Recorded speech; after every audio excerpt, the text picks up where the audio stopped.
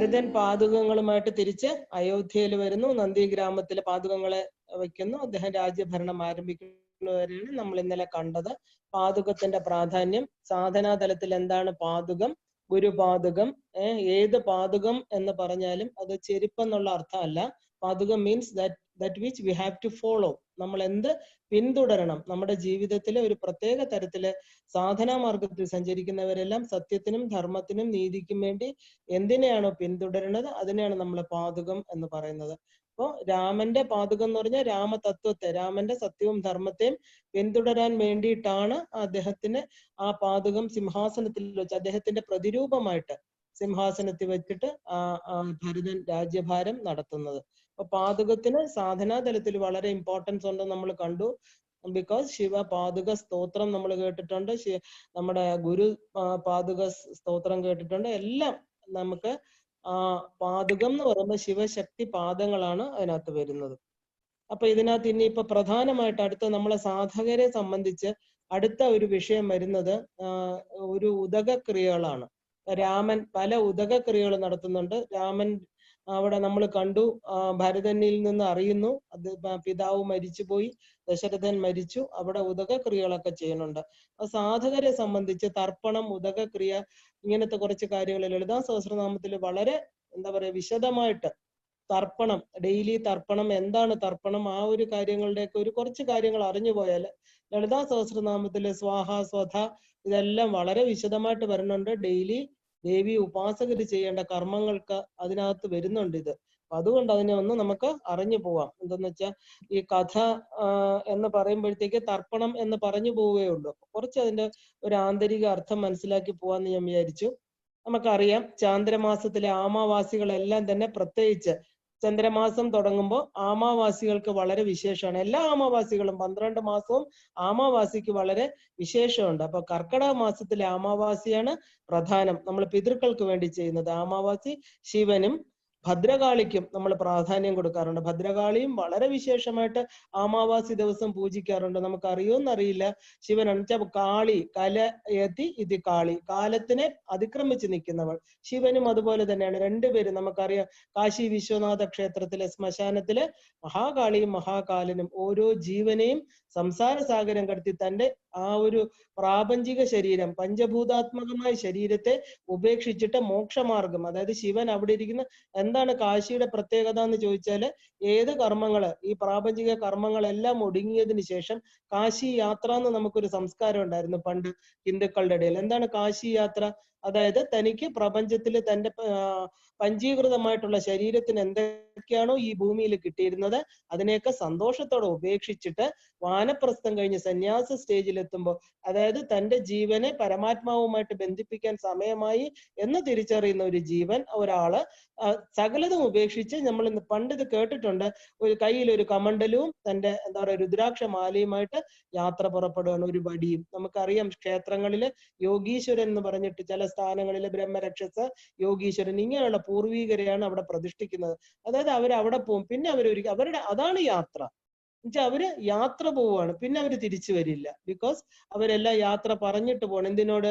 ബന്ധുക്കളോടാണോ? അല്ല, തന്റെ പ്രാപഞ്ചികമായിട്ടുള്ള എല്ലാ സുഖങ്ങളോടും തനിക്ക് ഇതുവരെ ജീവിക്കാൻ സഹായിച്ച ഈശ്വരനോടും തന്റെ പഞ്ചയജ്ഞങ്ങളെ പൂർത്തീകരിച്ചതിന് ശേഷം ഒരു നിരന്തരമായിട്ടുള്ള യാത്ര. എവിടെ?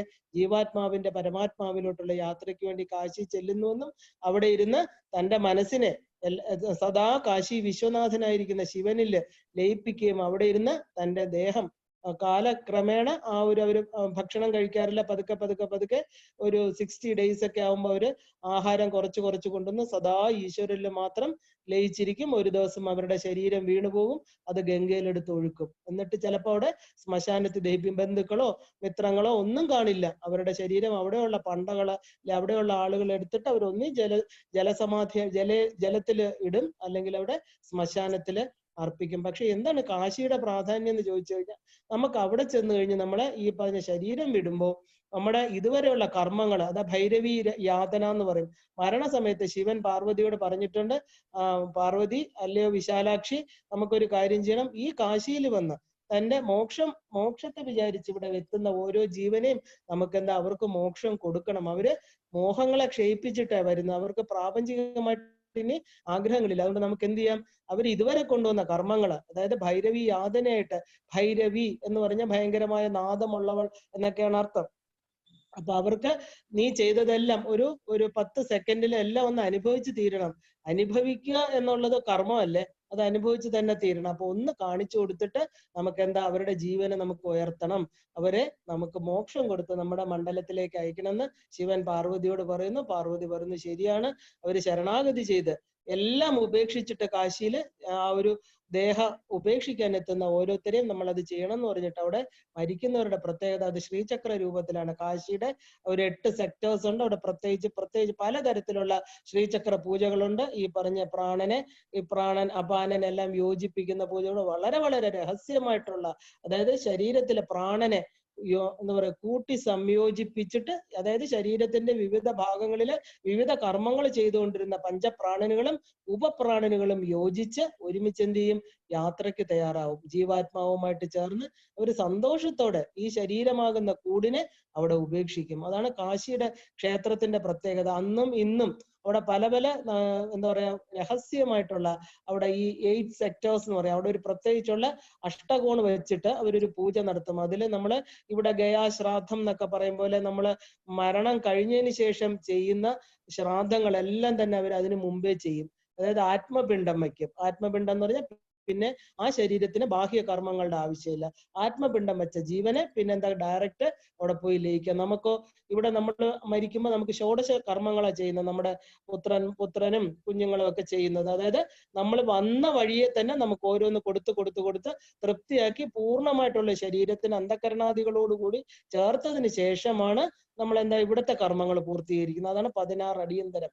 ആ ഒരു ലാസ്റ്റില് സുഹൃത ഹോമവും ചെയ്ത് നമ്മളെ അടുത്ത തലത്തിലോട്ട് കടത്തിവിടും. അവിടെ എന്ന് വെച്ചാല് ഈ ഭഗവാന്റെ മുമ്പിൽ തന്നെ, അതായത് കാശി വിശ്വനാഥനായിട്ടിരിക്കുന്ന അദ്ദേഹത്തിന്റെ മുമ്പിൽ തന്നെ ആത്മപിണ്ഡം വെച്ച്, അതായത് തന്റെ ശരീരത്തിന്റെയും ഇന്ദ്രിയങ്ങളുടെയും മനസ്സിന്റെയും എല്ലാം പിണ്ഡം എന്ന് വെച്ചാൽ എന്താണോ ഈ പിണ്ഡം എന്ന് പറഞ്ഞാൽ ശരീരം എന്നേ അർത്ഥമുള്ളൂ.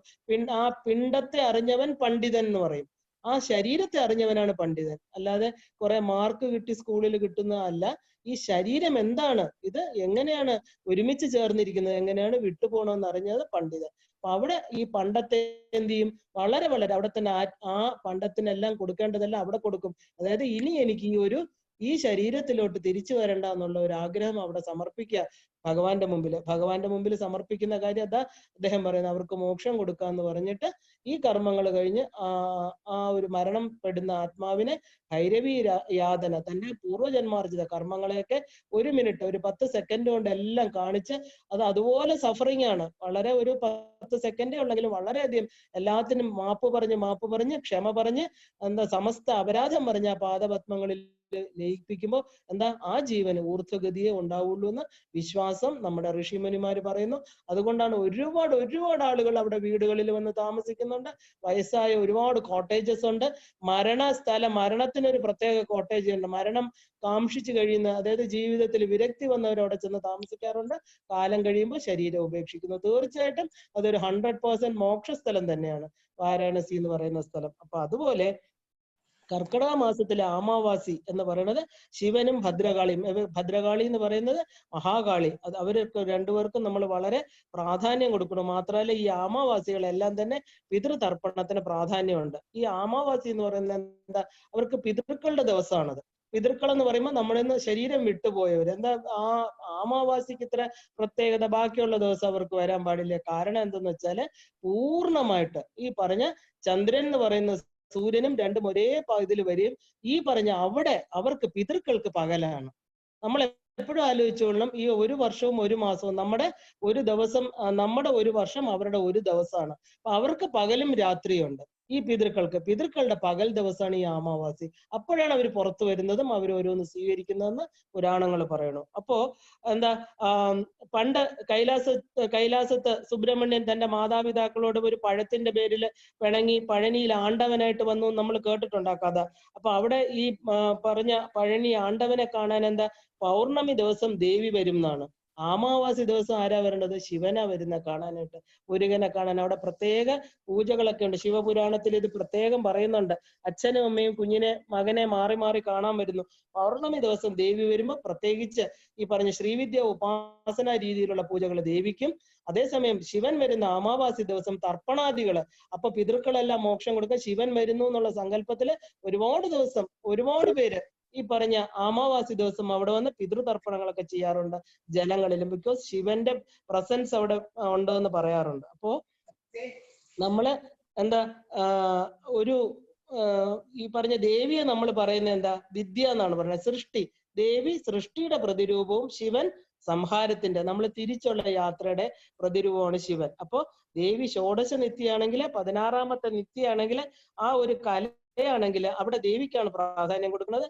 ആരാണ് 16ാമത്തെ കല? ലളിതാ ത്രിപുര സുന്ദരിയായിരിക്കുന്ന ദേവി. ആ ദേവിക്ക് നമ്മൾ 16ാമത്തെ ദിവസം ഈ വെളുത്ത വാവിന്റെ അന്ന് ദേവിക്ക് പ്രാധാന്യം കൊടുക്കുന്നു, കറുത്ത വാവിന് എന്താ ശിവന് കൊടുക്കുന്നു. അപ്പൊ പിതൃമോക്ഷമായിട്ട് ബന്ധപ്പെട്ട് കിടക്കുന്നു. ഒരു മാസത്തിൽ ഈ 2 ദിവസവും തുല്യ പ്രാധാന്യമാണ് നമുക്ക് കൊടുക്കേണ്ടത്. കാരണം രണ്ടും പൂർണ്ണമാണ്. അമാവാസി പൂർണ്ണമാണ്, പൗർണമിയും പൂർണ്ണമാണ്. അപ്പോ നമ്മള് ഭരതൻ വന്ന് പറഞ്ഞു, രാമന്റെ പിതാവ് മരിച്ചു, ദശരഥൻ എന്താ അദ്ദേഹത്തിന് പെട്ടെന്ന് പുത്രശോകത്താൽ അദ്ദേഹം ശരീരം ഇടിഞ്ഞു എന്നൊക്കെ പറഞ്ഞു. അപ്പൊ തർപ്പണാദി ക്രിയകൾ ചെയ്യണം അപ്പൊ എന്ന് പറയാണ്. അപ്പൊ രാമൻ പറയണു, നമുക്കെന്താ ഇനി അന്ത്യകർമ്മം നമുക്ക് ചെയ്തേ പറ്റുള്ളൂ.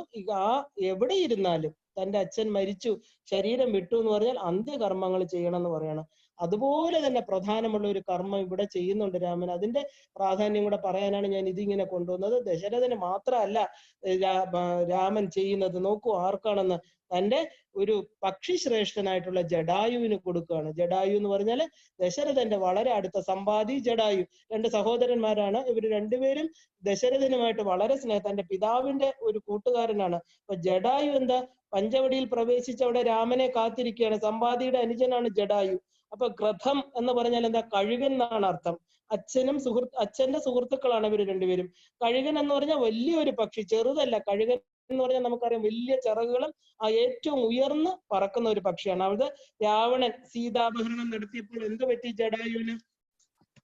ജഡായു ചെന്ന് എന്താ പറയാ, ആകാശത്തിൽ പോകുന്ന പുഷ്പവിമാനത്തിലിരിക്കുന്ന സീതയെ രക്ഷിക്കാൻ വേണ്ടി വളരെയധികം ആ ഒരു വിമാനത്തെ തടസ്സപ്പെടുത്തുകയും ആ പറഞ്ഞ രാവണനെ കൊത്തിപ്പറിക്കാനൊക്കെ ചെയ്തു. അപ്പൊ എന്ത് ചെയ്തു? രാവണൻ തന്റെ ചന്ദ്രഹാസം കൊണ്ട് ആ ജഡായുവിന്റെ 2 ചിറകുകളും മറ്റ് നിലംപതിച്ചു. പാവം ആ ഒരു, പിന്നെ പക്ഷിക്ക് ഏറ്റവും ബലം ചിറകാണ്. വാനരന്റെ വാലെന്ന് പറയും പോലെ പക്ഷിക്ക് ചിറകാണ്. ആ ജഡായു എന്ത് ചെയ്തു? നിലം പതിച്ചു. സീതയുടെ അനുഗ്രഹം, സീത അത് കണ്ട് വളരെ ദുഃഖിച്ചു. സീത പറഞ്ഞു, രാമൻ വരുന്നിടം വരെ നിന്റെ ജീവൻ സംരക്ഷിച്ചു നിർത്തുക, അല്ലയോ ജഡായു. അവസാനം രാമൻ വന്നിട്ട് നിനക്ക് മോക്ഷം തരുന്ന സീതയുടെ അനുഗ്രഹമാണ്.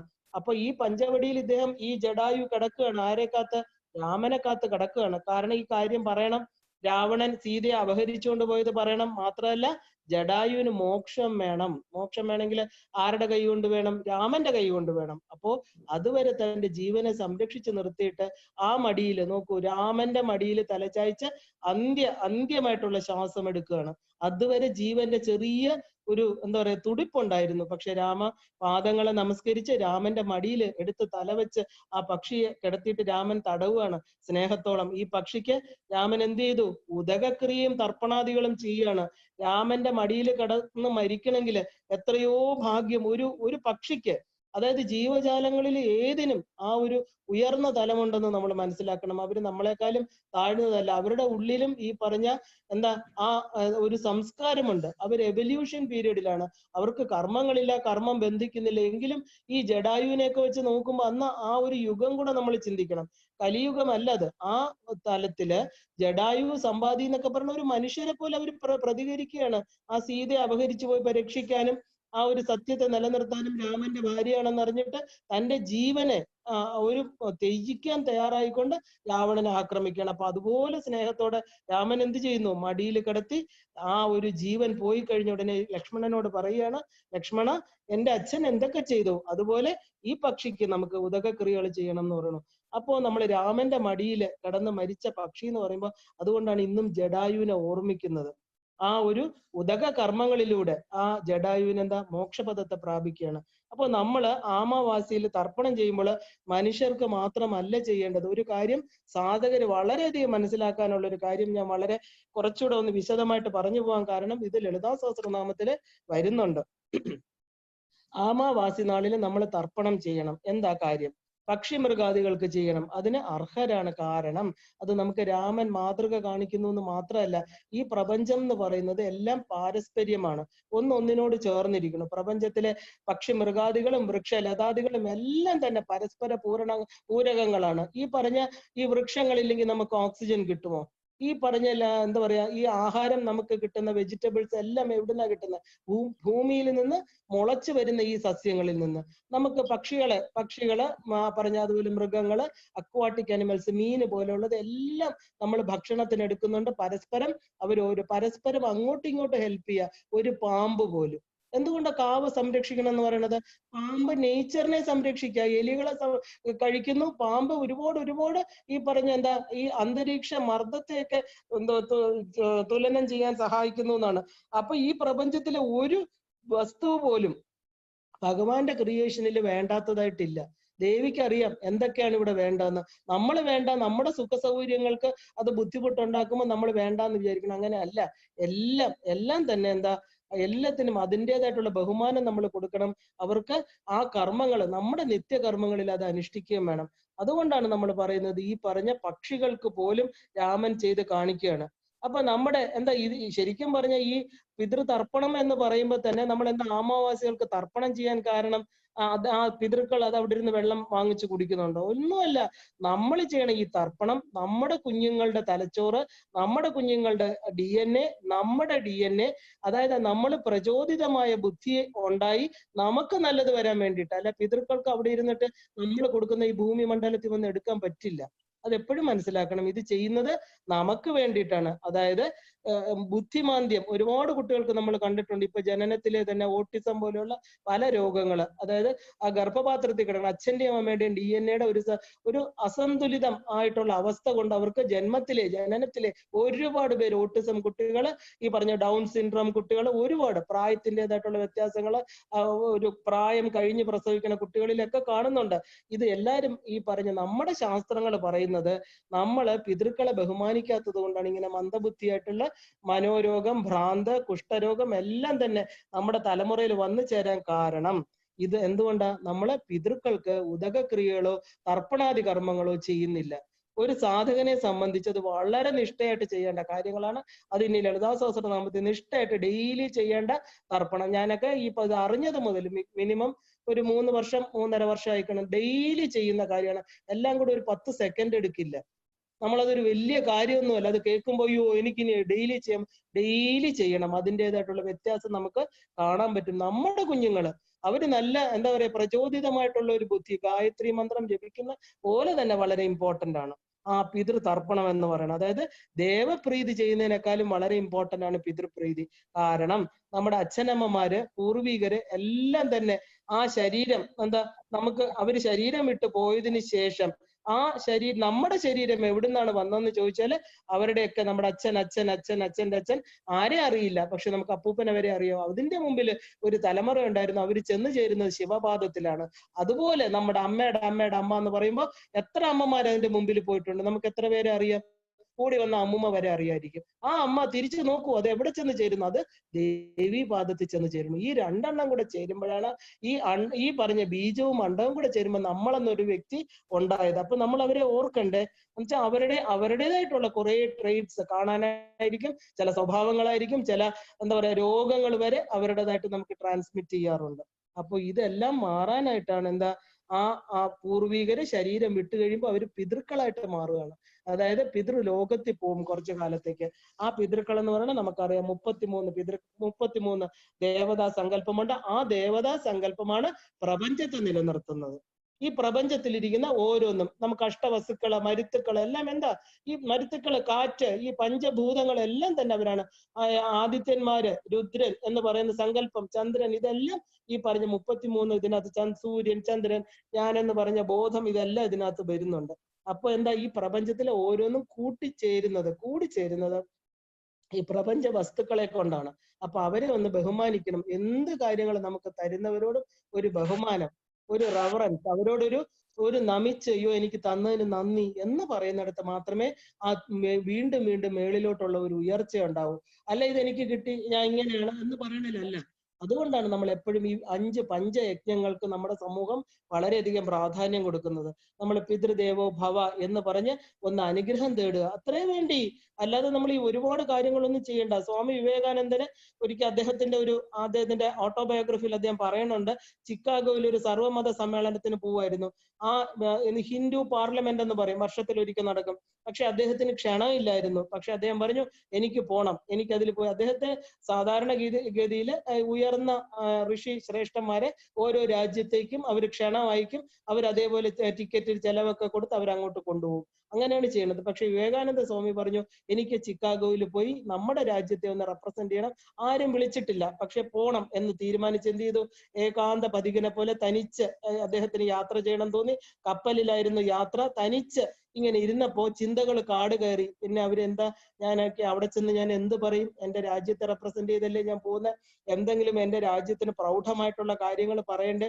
ആകപ്പാടെ മനസ്സങ്ങ് കുഴഞ്ഞു മറിഞ്ഞു. ഇനി എന്നെ വിളിക്കാത്തതുകൊണ്ട് അവരെനിക്ക് വേണ്ട ആദരവ് തരുമോ? ഇതെല്ലാം മനസ്സ് കലുഷിതമായി. കുറച്ചു നേരം അദ്ദേഹം കണ്ണടച്ച് ഇരുന്ന് ധ്യാനിക്കുകയാണ് കപ്പലില്.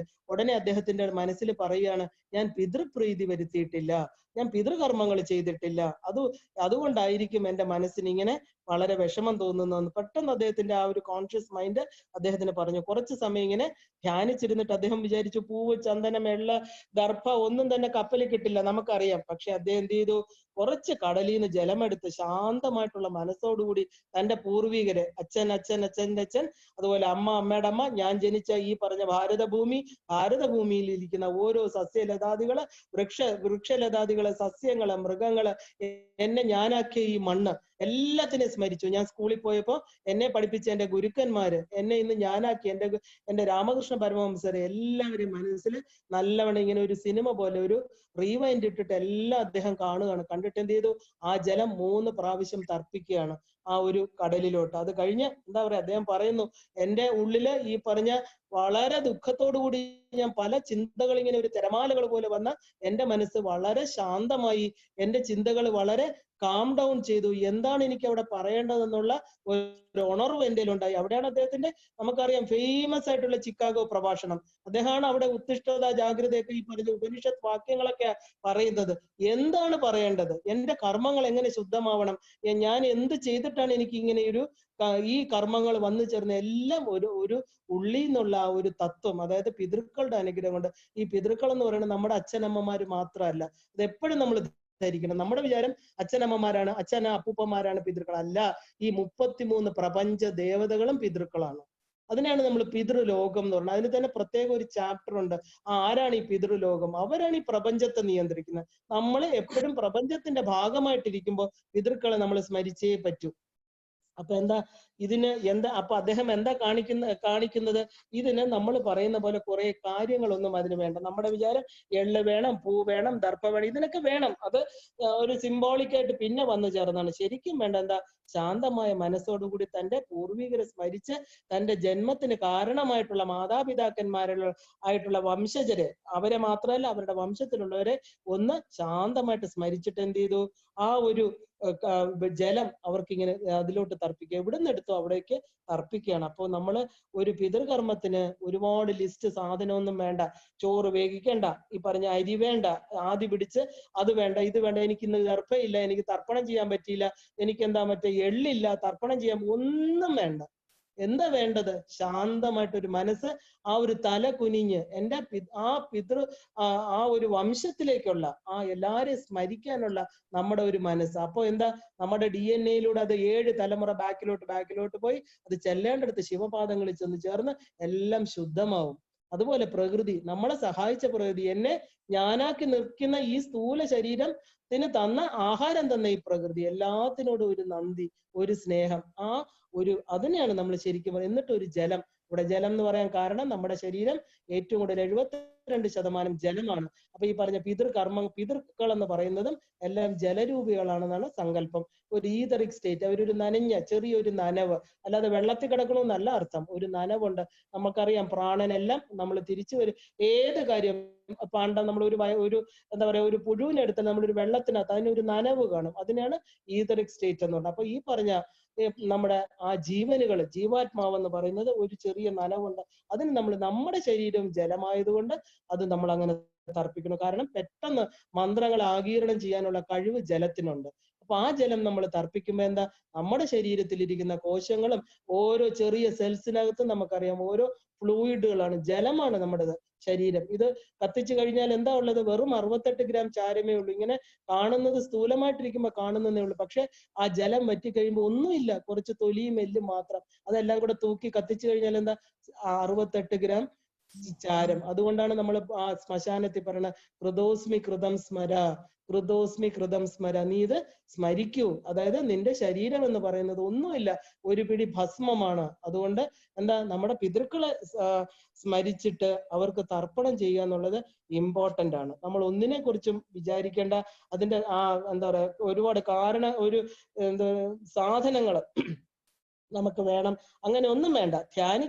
ധ്യാനിക്കാൻ പറ്റുമെങ്കിൽ അവർക്ക് എന്തൊക്കെയാണ് ഇഷ്ടം, എന്റെ അച്ഛന് ഇഷ്ടപ്പെട്ടത് എന്തൊക്കെയായിരുന്നു, ഇല്ലേ, എന്റെ അമ്മയ്ക്ക് ഇഷ്ടപ്പെട്ടത് എന്തൊക്കെയായിരുന്നു എന്നൊന്ന് ധ്യാനിക്കുക. ചില ഇഷ്ടങ്ങളോട്, അവർക്ക് ചില ആഹാര പദാർത്ഥങ്ങളോടൊക്കെ ഇഷ്ടം കാണുമായിരിക്കും. ജടായുവിന് എന്താ ഉദകക്രിയ ചെയ്തപ്പോ അദ്ദേഹം ചെയ്തത്, രാമൻ ദർഭ വിരിച്ച് മാനിന്റെ ഇറച്ചി വെച്ചിട്ട് അദ്ദേഹം ജടായുവിന് കൊടുത്തു. നമുക്കറിയാം കഴുകന്റെ ഭക്ഷണം എന്താ, ഇറച്ചിയല്ലേ. അപ്പൊ അതുകൊണ്ട് എന്ത് ചെയ്തു, ലക്ഷ്മണനോട് രാമൻ പറയാണ്, ജടായുവിന് ഞാൻ ഉദകക്രിയ ചെയ്യണമെങ്കിൽ എന്റെ അച്ഛന്റെ സുഹൃത്താണ് അദ്ദേഹം, അദ്ദേഹത്തിന് ഭക്ഷണം ഞാൻ കൊടുക്കുന്നത് വെള്ളം കൊടുത്താൽ പോരാ, അദ്ദേഹത്തിന് ആ ഇറച്ചി തന്നെ വെക്കണം എന്ന് പറഞ്ഞിട്ട് ഒരു ഇറച്ചി വച്ചിട്ട് ഈ ജടായുവിന് കൊടുക്കുകയാണ്, തർപ്പണവും എല്ലാം കൊടുക്കുകയാണ്. അപ്പോ നമ്മൾ പണ്ടത്തെ കാലത്ത് നമ്മൾ എന്താ ചെയ്തുകൊണ്ടിരുന്നത്, അച്ഛനമ്മമാർക്ക്, നമ്മുടെ പിതൃക്കൾക്ക്, അമ്മാവനൊക്കെ ഇഷ്ടമുള്ള ഭക്ഷണം വയ്ക്കുമായിരുന്നു ഉദകക്രിയ ചെയ്യുമ്പോൾ. അതായത് മാംസം കഴിക്കുന്ന ആൾക്ക് മാംസം വെക്കുന്നില്ല. പിതൃക്കൾക്ക് ഒരിക്കലും നോൺ വെജിറ്റേറിയൻ നമ്മൾ വെക്കാറില്ല. കാരണം അവർ ശുദ്ധമാണ്, അവർ പ്രേതാത്മാക്കൾ, അവർ ശരീരം വിട്ടു കഴിഞ്ഞാൽ ശുദ്ധഭാവത്തെ കൈക്കൊള്ളുകയാണ്. അതായത് യഥാർത്ഥമായിട്ട് നമ്മുടെ ഉള്ളിലിരുന്ന നിർലേപമായിട്ട് നിർമ്മലമായിട്ടിരുന്ന ഭാവത്തിലേക്ക് അവർ പോവാണ്. അവരുടെ കയ്യിൽ പാപപുണ്യങ്ങളുണ്ട് ശരി, പക്ഷെ ശരീരമാണ് ഏറ്റവും അധികം എന്താ പറയാ അഴുക്ക് പിടിച്ചത്. ആ ഒരു ചെളിക്കുണ്ടിൽ നിന്ന് അത് രക്ഷപ്പെടുമ്പോൾ തന്നെ അത് പൂർണ്ണമായിട്ട് ശുദ്ധമാണ്. അതുകൊണ്ട് നമ്മൾ ശരിക്കും ഈ പറഞ്ഞ ഇറച്ചിയൊന്നും വെക്കാറില്ല പിതൃക്കൾക്ക്. അപ്പൊ ജടായുവിന് ഇഷ്ടഭക്ഷണം കൊടുക്കണു. അപ്പൊ നമ്മൾ എന്ത് ചെയ്യും, നമ്മുടെ പിതൃക്കൾക്ക് അവർക്ക് ജലം കൊടുത്താൽ മതി. എന്ന് വെച്ചാൽ അവര് ജലം ലാസ്റ്റില്, നമുക്കറിയാം ഭക്ഷണം കുറഞ്ഞ് 5-6 ദിവസം വെറും ജലവുമായിട്ട്, സാധാരണ ഒരു പ്രായം വന്നിട്ട് മരിക്കുന്ന വ്യക്തികളെ നമുക്ക് കാണാം, അവര് ഖരഭക്ഷണം ഉപേക്ഷിക്കും, അവസാനം വെള്ളമാവും, അവസാനം ഒരു തുള്ളി വെള്ളം, അവരുടെ പ്രാണൻ കറക്റ്റ് ആവുമ്പോഴത്തേക്ക് ഈ ഉദാനവായു നമ്മുടെ ആ ഒരു തൊണ്ടയിൽ വന്നിട്ട് ഇങ്ങനെ നിൽക്കും. അതായത് ഈ പ്രാണന് പുറത്തോട്ട് പോകാനായിട്ട്. അപ്പൊ ഒരു തുള്ളി ജലം, അതുകൊണ്ടാണ് നമ്മൾ ഗംഗാജലം കൊടുക്കൂ, തുളസി ജലം കൊടുക്കൂ എന്നൊക്കെ പറയണ. ആ ഉദകക്രിയക്ക് അതാണ് ഉദാനവായു, ആ സമയത്ത് മാത്രമേ അതിന്റെ പ്രയോജനമുള്ളൂ. അതിങ്ങനെ ഒരു തുള്ളി വെള്ളം ഒഴിക്കുമ്പോൾ ഈ പ്രാണൻ ഹൃദയഭാഗത്ത് നിന്ന് അത് പുറത്തേക്ക് പോവുകയാണ്. അപ്പൊ അതുകൊണ്ട് നമുക്ക് എന്താ, പണ്ട് നമ്മളെ ഈ പറഞ്ഞ അമ്മാവന്മാരൊക്കെ മരിക്കുമ്പോ അവർക്ക് പണ്ട് കള്ള് കുടിക്കായിരുന്നു, അവര് എന്താ പറയാ കള്ള് പൊടി, മൂക്കുപൊടി വലിക്കായിരുന്നു, അതൊക്കെ വെക്കുമായിരുന്നു പണ്ട്. അങ്ങനെ ഒരു ഏർപ്പാടുണ്ടായിരുന്നു. പക്ഷെ എന്ത് ഇഷ്ടമായിരുന്നു അത് കൊടുക്കുക, അതാണ്. അപ്പൊ നമ്മൾ ഈ ജലം എടുക്കുമ്പോൾ എന്താ വിചാരിക്കേണ്ടത്, അവർക്ക് ഇഷ്ടമുള്ളത് എന്തൊക്കെയാണോ, എനിക്ക് ഈ ജലമാണ് കൊടുക്കുന്നത്, അതില് ഈ കാര്യങ്ങളിലൊക്കെ ഒന്ന് മനസ്സുകൊണ്ട് വരിക. എന്റെ അച്ഛന് ഇത് ഇഷ്ടമായിരുന്നു, ഇല്ല എന്റെ അപ്പൂപ്പന് ഇത് ഇഷ്ടമായിരുന്നു. അപ്പോ എന്താ, ഈ ഓൺലൈൻ തർപ്പണമോ സാധനമില്ലാത്തത് കൊണ്ടുള്ള വിഷമമോ ഒന്നും വേണ്ട. ഏറ്റവും വേണ്ടത് മനസ്സിൽ സമാധാനമായിട്ട് ഒരിടത്ത് ഇരിക്കുക, നമ്മൾ അവരെ നല്ലവണ്ണം സ്മരിക്കുക. ശ്രദ്ധയും ഏകാഗ്രതയാണ് ശ്രാദ്ധം. എന്താ ശ്രാദ്ധം? ശ്രദ്ധയോട് ചെയ്യുന്നത് ശ്രാദ്ധം, ആ ഏകാഗ്രതയോടെ ചെയ്യുന്നത് ശ്രാദ്ധം. അതിൽ ഏറ്റവും പ്രധാനം തർപ്പണത്തിനാണ്. കാരണം നമ്മുടെ ഈ സാധനയില് നമ്മൾ മുകളിലോട്ട് പോണെങ്കിൽ എന്താ, പൂർവികര് സമ്പാദിച്ചു തന്ന സ്വത്ത്, അതാണ് നമ്മളിപ്പോ അനുഭവിക്കുന്നത്, അല്ലെ? നമ്മൾ പിൻഗാമികൾ ആസ്വദിക്കുകയാണ്. നമുക്ക് സ്വയാർജിതമായിട്ട് ഒന്നുമില്ല. ശരിക്കും പറഞ്ഞ നമ്മൾ സ്വന്തം ആർജിച്ച ശരീരം ഉണ്ടോ? ഈ പറഞ്ഞ ഒരു മനസ്സ് സ്വയാർജിതം ഒന്നുമല്ല, അതും വന്നു ചേർന്നാണ്. നമുക്ക് ചുരുക്കം പറഞ്ഞാൽ സ്വയാർജിതം എന്ന് പറയാൻ ഒന്നുമില്ല. എല്ലാം ഓരോരുത്തർ തന്ന് നമ്മൾ ഈ ഭൂമിയിൽ വന്ന് ഇങ്ങനെ ഇരിക്കുക. എന്നിട്ട് നമ്മൾ എല്ലാവരോടും പറയുന്നു നമ്മളെല്ലാം സ്വയാർജിതാണെന്ന്. ചുരുക്കം പറഞ്ഞാൽ ഒന്നുമില്ല.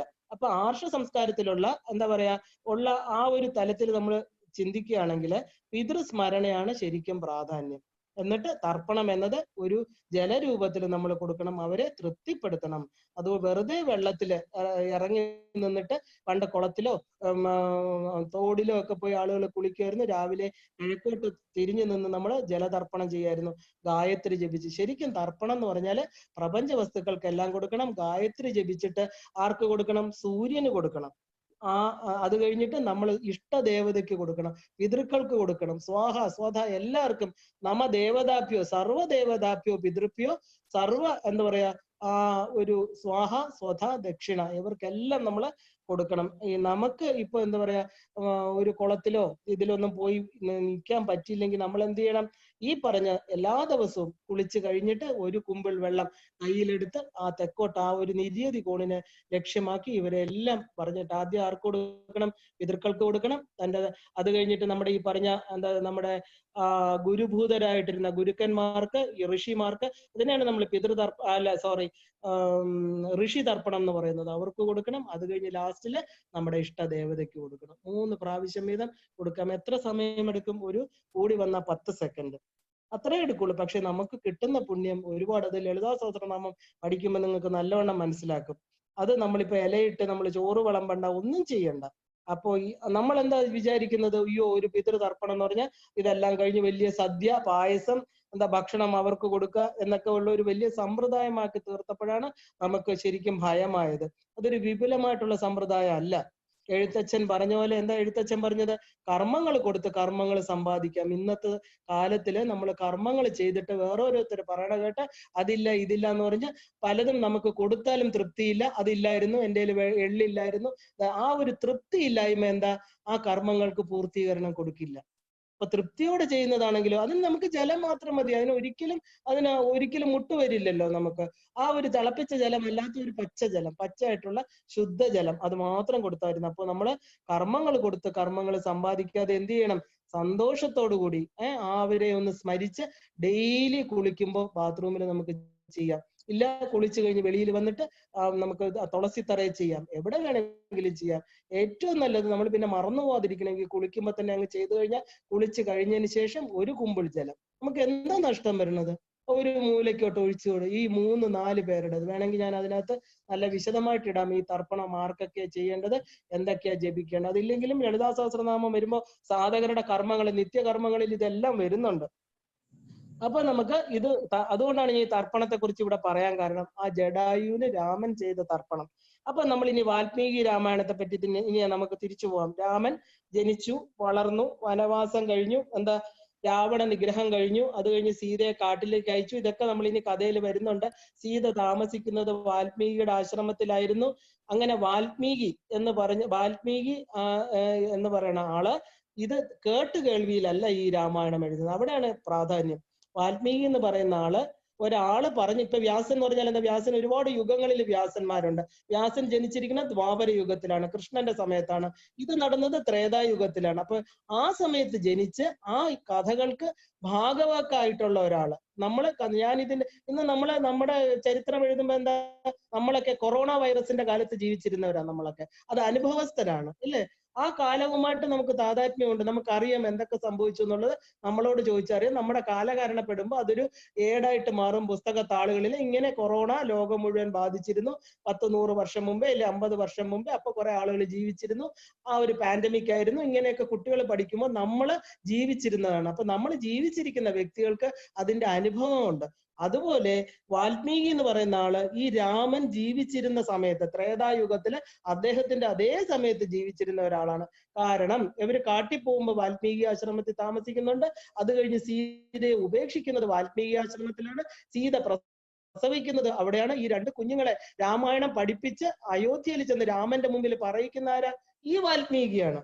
അപ്പൊ ഈ വാൽമീകി എന്ന് പറയുന്ന ആള് എന്താ ജീവിച്ചിരുന്ന കാലഘട്ടം എന്ന് പറയുന്നത് അദ്ദേഹം കൂടെ പങ്കാളിയായിട്ട് ഭാഗവക്കായിട്ടുള്ള ഒരു കഥയാണ് ഈ പറഞ്ഞ രാമായണം. അതിന് ഒരുപാട് ഇമ്പോർട്ടന്റ് ഉണ്ട്, കേൾവിയും അനുഭവ സമ്പത്തും. അപ്പൊ അത്രയും ഉയർന്ന തലമാണ് ഈ പറഞ്ഞ വാൽമീകി രാമായണം.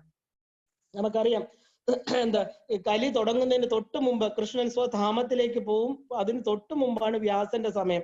അപ്പൊ യുഗങ്ങളില് നമ്മൾ പറയും ദ്വാപര യുഗത്തില് വ്യാസന്റെ അവതാരം ഉണ്ടെന്ന് പറയും. ഒരു വ്യാസനല്ല, പല വ്യാസന്മാരുണ്ടായിട്ടുണ്ട്. വാൽമീകി രാമായണത്തിലോ ഒരു വാൽമീകിയേ ഉള്ളൂ. താൻ നേരിട്ട് അനുഭവിച്ചതാണ് രാമായണ കഥയാക്കിയിരിക്കുന്നത്. രാമായണത്തിന് നമ്മൾ പല സന്ധികളിലൂടെയാണ് നമ്മൾ കടന്നു പോകുന്നത്. നമ്മുടെ ജീവിതം അങ്ങനെയാണ്. നമ്മുടെ ജീവിതം ആലോചിച്ച് നോക്കൂ. ജനിച്ചത് മുതൽ ഇന്ന് വരെ നമ്മൾ എന്തെങ്കിലും ഒരു പ്രതിസന്ധി കൂടെ അല്ലാതെ കടന്നു പോയിട്ടുണ്ടോ? നമ്മൾ വിചാരിച്ചിരിക്കാത്ത ജീവിതത്തിൽ വഴിത്തിരിവുകൾ വന്നു ചേരുകയാണ്. അതുപോലെ തന്നെയാണ് ഈ പറഞ്ഞ രാമൻ, ആ വിഷ്ണു ഭഗവാൻ മനുഷ്യനായിട്ട് ജനിച്ച് അവതരിച്ചപ്പോ അദ്ദേഹത്തിന്റെ ജീവിതവും എന്താ പല പല വഴിത്തിരിവുകളിലൂടെയാണ് പോകുന്നത്. നമുക്ക് കാണാം. ആദ്യം തന്നെ രാജ്യാഭിഷേകത്തിന്റെ തലേ ദിവസം ഒരു കാളരാത്രിയായി, ഇല്ലേ? മന്ധര എന്ന് പറയുന്ന ദുഷ്ട സ്ത്രീയുടെ വാക്കുകേട്ട് കൈകേയി എന്ന ഒരു സ്വന്തം അമ്മയുടെ സ്ഥാനത്ത് നിൽക്കുന്ന ആള് ചിന്തിക്കാത്ത കാര്യങ്ങൾ എല്ലാം പറഞ്ഞുണ്ടാക്കി മറന്നു കിടന്ന വരങ്ങളൊക്കെ ചോദിച്ചിട്ട് എന്ത് ചെയ്തു? ആ രാജ്യാഭിഷേകത്തിന് ഒരു ചിന്ന ഭിന്നമാക്കി കളഞ്ഞു. എന്തൊക്കെയാണോ നമ്മൾ ഒരു മനക്കോട്ട കെട്ടിയ ഒരു നല്ല കാര്യങ്ങൾ, ഒരു വിവാഹം, ഒരു രാജ്യാഭിഷേകം, ഇതൊക്കെ പോലും എത്രയോ നമ്മൾ ആഗ്രഹിച്ചിട്ടാ ചെയ്യണത്. അതിനെ ഇല്ലാതാക്കുക എന്ന് പറഞ്ഞാൽ എന്താ? വിധി വൈപര്യത്തിനെ നമുക്ക് പറയാൻ പറ്റൂ. ഇത് എങ്ങനെ സംഭവിച്ചു നമുക്ക് തന്നെ അറിയില്ല. അപ്പൊ നമ്മളിങ്ങനെ തളർന്നു നിൽക്കുക. ഇതൊരു ഘട്ടമാണ്, ഒരു വഴിത്തിരിവാണ് ജീവിതത്തിന്റെ, ഇല്ലേ? നമ്മുടെ എന്താ പറയാ, നല്ലതായിട്ട് ജീവിച്ചു, പെട്ടെന്നൊരു ജപ്തി നോട്ടീസ് വന്നു, നമ്മൾ കടമെടുത്തത്, നമ്മൾ പെട്ടെന്ന് വലിയ ഒരു കെട്ടിടത്തിൽ താമസിച്ചിരുന്നു, ജപ്തി വന്ന് നമ്മളെ പെട്ടെന്ന് അവിടുന്ന് മാറാൻ പറയണു. ഒന്ന് ആലോചിച്ച് നോക്കൂ. മനസ്സിന്റെ നില എല്ലാം തകർന്ന് എല്ലാം നഷ്ടപ്പെട്ടു പോയതുപോലെ. അതുപോലെ ജീവിതത്തിന്റെ ഒരു വഴിത്തിരിവിൽ നിൽക്കുകയായിരുന്നു രാമൻ. പല പല വഴിത്തിരിവുകൾ നമ്മൾ കാണുന്നുണ്ട്. അപ്പൊ എന്താ, നമ്മൾ അടുത്തതാണ് വനവാസകാലം. അത് അടുത്ത വഴിത്തിരിവ്. എന്തൊക്കെയോ സംഭവിക്കാനായിട്ട് അദ്ദേഹം വനത്തിലേക്ക് പോവാണ്. അവിടെ 14 വർഷത്തിന്റെ 3/4 ഭാഗവും കഴിഞ്ഞതിന് ശേഷമാണ് അഗസ്ത്യ മഹർഷി രാമന് താമസിക്കാൻ പഞ്ചവടി കാണിച്ചു കൊടുക്കുക. നമ്മൾ പ്രത്യേകം മനസ്സിലാക്കണം. പഞ്ചവടിയിൽ പെട്ടെന്ന് പോവുകയല്ല. അത് എന്നുവെച്ചാൽ അടുത്ത കരുക്കൾ നീക്കേണ്ട സമയമായി, ഇല്ലേ? സീതയെ അപഹരിക്കണം, ഇനി കാര്യങ്ങൾ വരണം, യുദ്ധം വരണം, യുദ്ധകാണ്ഡത്തിലോട്ട് പ്രവേശിക്കണം. ഈ പറഞ്ഞ കുംഭകർണനും ദശാനനും അദ്ദേഹത്തിന് മോക്ഷം കൊടുത്ത് തിരിച്ച് വൈകുണ്ഠം എന്ന് പറയുന്ന ധാമത്തിലേക്ക് അയക്കണം. കർമ്മങ്ങൾ, നിയോഗങ്ങൾ കിടക്കുക. അപ്പൊ അതിന്റെ ആ കാരണം തുടങ്ങാനായിട്ട് ആദ്യമായിട്ട് വരുന്ന എന്താ? പഞ്ചവടി പ്രവേശമാണ്. നമ്മളെപ്പോഴും നമ്മൾ വിചാരിക്കുക ആ 14 വർഷത്തിന്റെ അവസാന കാലത്തേക്ക് ഒരു ഏകദേശം 8-9 വർഷം 10 വർഷമൊക്കെ കഴിഞ്ഞതിന് ശേഷമാണ് അവർ പഞ്ചവടിയിൽ വരുന്നത്. അത് എടുത്ത് നമ്മൾ ചിന്തിക്കണം. ആ അഗസ്ത്യ മഹർഷി ആണ് രാമന് താമസിക്കാൻ പഞ്ചവടി കാണിച്ചു കൊടുക്കുന്നത്. രാമൻ, സീത, ലക്ഷ്മണൻ ഇവരെല്ലാം എന്ത് ചെയ്യുന്നു? പഞ്ചവടിയിൽ താമസമാക്കുകയാണ്. അവിടെയാണ് വേറൊരു വഴിത്തിരിവ്. നമുക്കറിയാം അഗസ്ത്യനെ കുറിച്ച്. ഇത് ആരാണ് കാണിച്ചു കൊടുത്തതെന്ന് ചോദിക്കണമെങ്കിൽ നമ്മുടെ സാധനയിൽ വളരെയധികം പ്രാധാന്യമുള്ള അഗസ്ത്യനാണ്, അഗസ്ത്യ മഹർഷിയാണ്. ഒരു സാധാരണക്കാരനായിട്ടുള്ള മനുഷ്യനല്ല അഗസ്ത്യൻ. കാരണം എന്ന് വെച്ചാൽ അരയ്ക്ക് കീഴ്പോട്ട് ഒരു ഡീഫോമിറ്റി ഉണ്ട് അദ്ദേഹത്തിന്. മുകളിൽ അരവരെ നോക്കിക്കഴിഞ്ഞാൽ സാധാരണ നല്ല ഒരു മനുഷ്യനാണ്. അത് കഴിഞ്ഞ് കുറുകിയ, നമ്മള് കുംഭസംഭവൻ എന്നൊക്കെ പറയും. അതായത് ഗർഭപാത്രത്തിൽ കിടന്നതിന് കുംഭസംഭവൻ അർത്ഥമുള്ളൂ. പക്ഷെ ഇദ്ദേഹത്തിന് സാധാരണ മനുഷ്യനെ പോലെ അരവരെ വന്നിട്ട് ബാക്കിയുള്ള ഒരു കുള്ളന്റെ ഒരു കാല്, നമ്മൾ സർക്കസിലൊക്കെ ആളുകളെ കാണില്ലേ, അത് താഴോട്ടുള്ള കാലുകൾക്ക് വളർച്ചയില്ല. അതൊക്കെ ഒരുപാട് തത്വങ്ങളുണ്ട് അതിൽ. അത് നമുക്ക് പിന്നെ ലളിതാ സഹസ്രനാമം വായിക്കുമ്പോൾ അഗസ്ത്യന്റെ പഞ്ചദശി മന്ത്രമാണ് നമ്മൾ ജപിക്കുന്നത്. അപ്പൊ അഗസ്ത്യന്റെ കാര്യങ്ങളെല്ലാം അപ്പൊ നമ്മൾ കൂടുതൽ മനസ്സിലാക്കും. അപ്പൊ അദ്ദേഹം എന്താ, പത്നിയായിട്ടുള്ള ലോപാമുദ്രയോട് അവിടെ താമസിക്കുകയാണ്. അയോധ്യ കാണ്ഡത്തിന്റെ അവസാനം നമ്മളിപ്പോ കണ്ടു. അത്രി മഹർഷിയുടെ ഭാര്യ അനസൂയയിൽ നിന്ന് പതിവ്രതാധർമ്മമാണ് സീത കേൾക്കുന്നത്. എന്താ കേൾക്കുന്നത്? അത് വളരെ ഇമ്പോർട്ടന്റ് ആണ്. അത്രി മഹർഷിയുടെ ഭാര്യ അനസൂയ, നമ്മൾ കേട്ടിട്ടുണ്ട്, ത്രിമൂർത്തികളെ കുഞ്ഞുങ്ങളായിട്ട് കിടത്തി തന്റെ ഈ പറഞ്ഞ പാതിവൃത്യത്തില് നമ്മുടെ ലക്ഷ്മി, സരസ്വതി, പാർവതിമാർക്ക് പോലും അനസൂയയുടെ പാതിവൃത്യത്തില് അസൂയ തോന്നിയെന്നും അതിനെ ഒന്ന് പരീക്ഷിക്കാൻ വേണ്ടിയിട്ട് തന്റെ ഭർത്താക്കന്മാരായിട്ടുള്ളവരെ 3 പേരെ പറഞ്ഞു വിട്ടു എന്നും, അത് അവര് വന്നിട്ട് എന്താ, ദേവി നഗ്നയായിട്ട് വന്ന് ഭക്ഷണം കൊടുക്കണം എന്ന് പറഞ്ഞപ്പോ ദേവിയുടെ പാതിവൃത്യ ശക്തി കൊണ്ട് ഈ 3 പേരെ കുഞ്ഞുങ്ങളായിട്ട് കടത്തുക. അവിടെ നമുക്കറിയാം ശുചീന്ദ്രത്തൊക്കെ 3 തൊട്ടിലുകളുണ്ട്. ഈ കുഞ്ഞുങ്ങളായിട്ട് കിടത്തി അവർക്ക് ഭക്ഷണം കൊടുക്കുക, ആഹാരം കൊടുക്കണം. അവസാനം ഈ പറഞ്ഞ ഈ 3 പേരും, ഈ ലക്ഷ്മിയും സരസ്വതിയും പാർവതിയും ഈ പറഞ്ഞ അനസൂയയുടെ പാദത്തില് മാപ്പ് ചോദിച്ചതിന് ശേഷമാണ് അവരുടെ ഭർത്താക്കന്മാര് തിരിച്ചുള്ള രൂപത്തിൽ കിട്ടുന്നത്. അത്രയ്ക്ക് ഉയർന്ന പാതിവൃത്യമുള്ള ആ ഒരു സ്ത്രീ രത്നമാണ് അനസൂയ. ആ അനസൂയ എന്താ സീതയ്ക്ക് പറഞ്ഞു കൊടുക്കുന്നത്? സീതെ, കാടാണ്, നിന്റെ ഭർത്താവുണ്ട്, സഹോദരനുണ്ട്, കാര്യമൊക്കെ ശരിയാണ്, നീ പതിവ്രത ധർമ്മം പാലിക്കണം. അതായത് എന്താ പതിവ്രത ധർമ്മം എന്ന് പറയുന്നത്? പതിവ്രത, അതായത് പതിയെ വ്രതമാക്കി സ്വീകരിച്ചിട്ടവൾ പതിവ്രത. പതി എന്ന് പറഞ്ഞാൽ ഭർത്താവ്. ആ ഭർത്താവിനെ നോക്കുന്നത്, ഭർത്താവിന്റെ വാക്ക് കേൾക്കുക, ഭർത്താവിന്റെ നിഴലായിട്ട് സഞ്ചരിക്കുക മാത്രമല്ല, ഈ പറഞ്ഞ ഒരു അടിമയല്ല പതിവ്രത എന്ന് പറയുന്നത്. ധർമ്മത്തിൽ, അതാണ് ധർമ്മ പത്നി എന്ന് പറയുന്നത്. ഈ പറഞ്ഞ അഗ്നി സാക്ഷിയായിട്ട് കൈപിടിച്ചു കൊടുക്കുന്ന ഒരു സ്ത്രീക്ക് തന്റെ ഭർത്താവ് ചില തെറ്റുകൾ ചെയ്താൽ ആ തെറ്റിൽ നിന്ന് മാറ്റാനുള്ള കഴിവുണ്ടായിരിക്കണം. ആ കഴിവ് വേണമെങ്കിൽ എന്ത് ചെയ്യണം? ഉയർന്ന ആധ്യാത്മിക സാധന ആ സ്ത്രീക്ക് വേണം. എങ്കിൽ മാത്രമേ ധർമ്മത്തിൽ ചരിക്കാൻ പറ്റൂ. ധർമ്മം, ചര, സത്യം, വധ എന്ന് ഭർത്താവിന് പറഞ്ഞു കൊടുക്കും. ഇന്നത്തെ സ്ത്രീകളാണെങ്കിൽ എന്താ ചെയ്യണം? നമ്മൾ സ്ത്രീകൾ തന്നെ ഇറങ്ങി പുറപ്പെട്ടിരിക്കുന്നത്, പുരുഷന്മാരല്ല ഇന്ന് ഇറക്കിയിരിക്കുന്നത്. അപ്പൊ അനസൂയ എന്ന് പറഞ്ഞാൽ പാതിവൃത്യം. അതായത് ഒരു കാര്യം നീ ചെയ്യണം സീതേ, നിന്റെ ആഗ്രഹങ്ങൾ എല്ലാം പറയുക, പക്ഷെ ധർമ്മമാണെങ്കിൽ ഭർത്താവ് നടത്തിത്തരും. അദ്ദേഹത്തെ ഫോഴ്സ് ചെയ്ത് ഒരു വലിയ ദുരന്തത്തിന് തൊട്ട് മുമ്പേ കൊടുക്കുന്നതാണ്. നമ്മൾ ആലോചിച്ചോളണം, ഒരു വലിയ ദുരന്തം സീതയെ കാത്തിരിക്കുക, എന്നിട്ട് അതിന് മുമ്പേ കേൾക്കുകയാണ് ഈ പാതിവൃത്യത്തിന്റെ കാര്യമൊക്കെ. അതുകൊണ്ട് നീ ഭർത്താവിന്റെ പുറകെ നടന്നത് കൊണ്ട് കാര്യമില്ല, അദ്ദേഹത്തിന്റെ ചിന്തകളെ നീ സ്വാധീനിക്കണം, ധർമ്മത്തിൽ നടത്തണം. മാത്രമല്ല അധർമ്മമായിട്ടുള്ള കാര്യങ്ങള് ഭർത്താവിനോട് ചെയ്യാൻ പറയരുത്. ഒരു സ്ത്രീ പ്രേരിപ്പിക്കരുത്. പ്രേരണ കുറ്റം, വഞ്ചന കുറ്റം, ഇതെല്ലാം തന്നെ ചെയ്യുന്ന കർമ്മത്തെക്കാളും വളരെ ദോഷപ്പെടും. നീ അതിന് ഒരുപാട്, നമ്മള് സീത എന്ന് പറയുന്നില്ല, അനസൂയക്കൊക്കെ ത്രികാലജ്ഞാനികളാണ്, വരാൻ പോകുന്നത് നന്നായിട്ട് അറിയാം. അതുകൊണ്ടാണ് ഇത് പറയുന്നത്. നമ്മള് അതിന് പശ്ചാത്തപിക്കേണ്ടി വരും സ്ത്രീകള്. അതുകൊണ്ട് സീതയെ നീ പാതിവൃത്തി എന്ന് പറയുമ്പോൾ ഈ പറഞ്ഞ പുറകെ നടക്കുന്ന മാത്രമല്ല, ഭർത്താവിനോട് പിരിയാതെ ജീവിക്കുന്ന മാത്രമല്ല, അദ്ദേഹത്തിന്റെ അടുത്ത് അദ്ദേഹത്തെ ധർമ്മത്തിൽ നടത്താനും അദ്ദേഹത്തിന് സത്യത്തിൽ ഇരിക്കാനും അദ്ദേഹത്തെ തെറ്റായ കാര്യങ്ങൾക്ക് പ്രേരിപ്പിക്കാതിരിക്കുകയും ചെയ്യണം എന്നൊക്കെ പറഞ്ഞ് ഒരുപാട് ഉപദേശമൊക്കെ കൊടുക്കുന്നുണ്ട്. എല്ലാം സീത കേട്ടു. എല്ലാം എന്താ പറയുക, ധർമ്മവും നീതിയും എല്ലാം കേട്ട് താൻ ഒരു പതിവൃതയായിട്ട് ജീവിക്കാം എന്നൊക്കെ പറഞ്ഞതിന് ശേഷമാണ് സീത പഞ്ചവടി താമസിക്കാൻ പോകുന്നത്. എന്നിട്ടോ അഗസ്ത്യാശ്രമത്തിലും ചെല്ലുന്നുണ്ട്. അഗസ്ത്യാശ്രമത്തിലോ അവിടെ എന്താ, ശ്രീവിദ്യാ മന്ത്രത്തിന്റെ ഋഷിയും ഋഷികയുമാണ് ഈ താമസിക്കുന്നത്. അതായത് ലോപാമുദ്രയും അഗസ്ത്യനും. ലോപാമുദ്ര എന്താണ് ആ അമ്മയുടെ വ്യക്തിത്വം എന്ന് നമുക്ക് ആലോചിക്കാം. നമ്മൾ കണ്ടിട്ടുണ്ട് ദേവിയുടെ 3 വജ്രേശ്വരി, കാമേശ്വരി, ഭഗമാലിനി. ഭഗമാലിനി ദേവിയുടെ നിന്ന് നേരിട്ട് ശ്രീവിദ്യാ മന്ത്രം സ്വീകരിച്ച ലളിതാ ത്രിപുര സുന്ദരിയുടെ ആജ്ഞ നേരിട്ട് കേട്ട് അനുസരിക്കുന്ന ഒരു വ്യക്തി ലോപാമുദ്ര. ആലോചിച്ചു നോക്കി, ഈ പറഞ്ഞ സൃഷ്ട പ്രപഞ്ചത്തിന്റെ മേളിൽ ഇരിക്കുന്ന ശക്തിയാണ് ലോപാമുദ്ര. ആ ഒരു ലോപാമുദ്ര എന്ന് പറഞ്ഞ ഒരു വ്യക്തിത്വമാണ്. അഗസ്ത്യൻ അറിയപ്പെടുന്നത് ലോപാമുദ്രയുടെ ഭർത്താവ് എന്നാണ്. അത്രയും ഉയർന്ന ഒരു സ്ത്രീത്വം ഒന്ന് ആലോചിച്ച് നോക്കൂ. നമ്മളെ ഒരു സ്ത്രീയുടെ പേരിൽ ഭർത്താവ് അറിയാം. അദ്ദേഹം വളരെ ഉയർന്ന ആളാണ്, ശിവഭക്തനാണ്, അദ്ദേഹവും ശ്രീവിദ്യാ മന്ത്രമൊക്കെ എടുത്തിട്ട്. പക്ഷെ തുടക്കത്തിൽ നമ്മൾ കാണുന്നത് ലോപാമുദ്രയുടെ ഭർത്താവ് എന്നുള്ള രീതിയിലാണ്. അപ്പോ നമ്മൾ ധർമ്മപത്നി എന്ന നിലയിലും ശ്രീവിദ്യ ഋഷിക എന്ന, ഋഷി എന്ന് പറയുന്നത് സ്ത്രീലിംഗം, സ്ത്രീ ആയിട്ട് വരുമ്പോൾ ഋഷിക എന്ന് പറയും.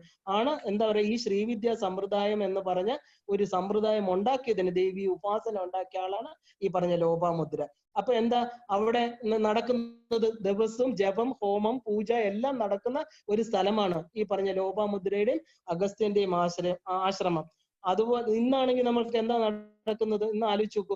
വിദ്യ ഒന്നും കിട്ടാതെ, യാതൊന്നും അറിയാതെ ഒരു ശ്രീവിദ്യാ സമ്പ്രദായത്തിൽ നമ്മൾ പറയും നമുക്കൊന്നും അറിയില്ലായിരുന്നു, നമ്മൾ അതിനകത്ത് ചെന്നുപെട്ടു. പക്ഷെ എന്താ, ആ വിദ്യക്ക് വേണ്ടി പോകുന്ന ഓരോ വ്യക്തിയും അവിദ്യയായിട്ട് മാറുകയാണ്. ഇന്ന് ശ്രീവിദ്യാ സമ്പ്രദായം എന്ന് പറയുന്ന ഒരു കച്ചവട ചരക്കാണ്.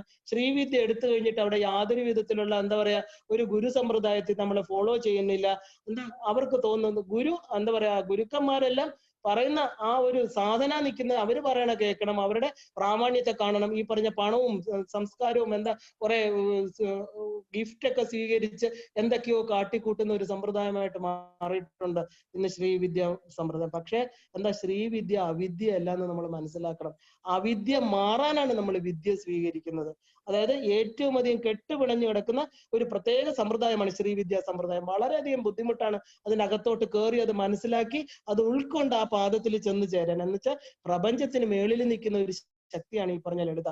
ആ ഒരു മഹാശക്തിയെ നമ്മൾ ഉപാസനാ മാർഗമായിട്ട് സ്വീകരിക്കണമെങ്കിൽ എന്താ, ഒരു ബാഹ്യ പ്രകടനങ്ങൾ ഒന്നും അവിടെ പറ്റില്ല. നമുക്കെന്താ ഇവിടെ ഇപ്പൊ കൂടുതലും വന്നിരിക്കുന്ന കുറെ പൂജ നടത്തുന്നു, കുറെ ഹോമിക്കുന്നു, തർപ്പിക്കുന്നു, കുറെ ബാഹ്യമായിട്ടുള്ള പ്രകടനങ്ങളാണ് ഏറ്റവും കൂടുതൽ നടക്കുന്നത്. അങ്ങനെ അല്ല. ഏത് മന്ത്രം സ്വീകരിച്ചാലും ആ തന്റെ ഉപാസനാ ദേവിയില് പൂർണ്ണമായിട്ട് സമർപ്പണം ചെയ്യണം. അത് കഴിഞ്ഞ് പിന്നെ ജ്യോത്സ്യനെ കാണാൻ പോവുകയും പിന്നെ എന്താ പരിഹാരം നടത്തുകയും പിന്നെ വേറൊരു ക്ഷേത്രത്തിൽ പോവുകയും പിന്നെയും ജ്യോത്സ്യനെ കണ്ടു, ഇങ്ങനെ പരിഹാരങ്ങൾ. നമുക്ക് പരിഹാരം ഒറ്റ പരിഹാരം.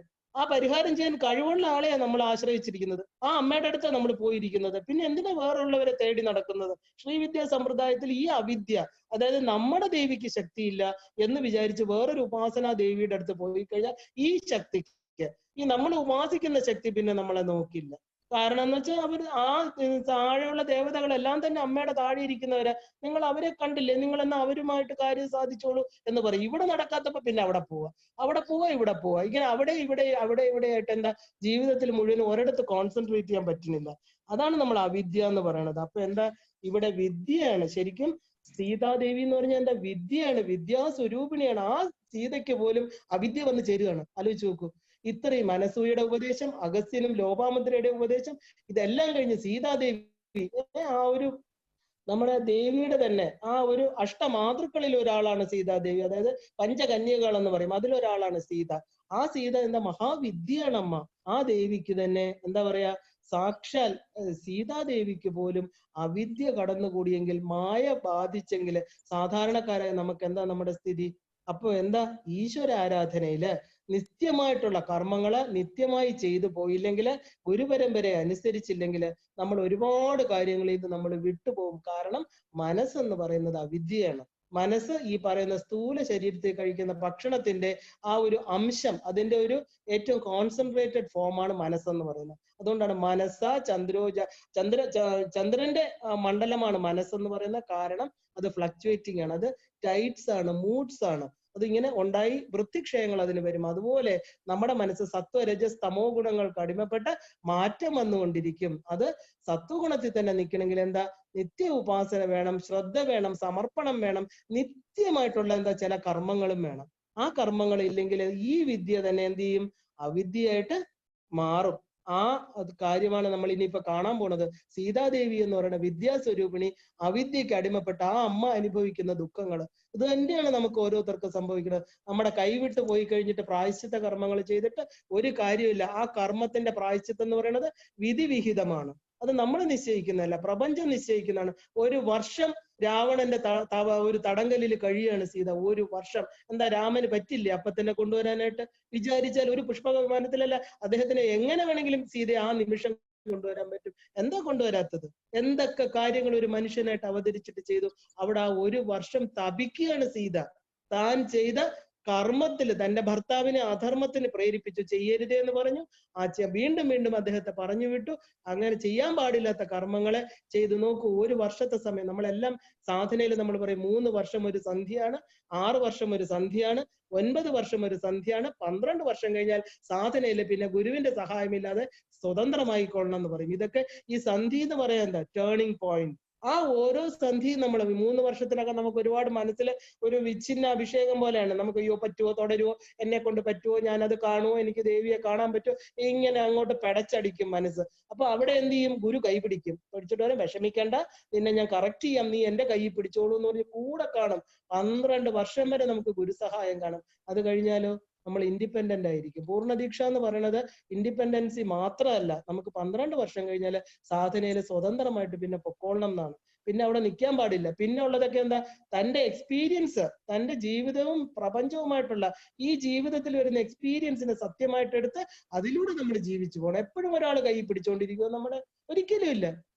കൊച്ചു കുഞ്ഞുങ്ങളാവുമ്പോൾ അവർക്ക് വഴി അറിഞ്ഞൂടെ, കാണിച്ചു കൊടുക്കണം. അതുപോലെ ഒരു സാധനാ മാർഗത്തില് കാണിച്ചു കൊടുത്തു കഴിഞ്ഞിട്ട് അവർ പറയുന്ന പോലെ കേട്ട് പോയി കഴിയുമ്പോൾ അവരെത്തേണ്ടടുത്ത് എത്തിക്കഴിയും. പിന്നെ അവരെന്താ, ഗുരുവും ശിഷ്യനും തമ്മിൽ ഒരു അദൃശ്യമായിട്ടുള്ള ചങ്ങലയാണ്, ഒരു സിൽവർ ബോണ്ടിങ്, ഒരു ഗോൾഡൻ ബോണ്ടിങ്.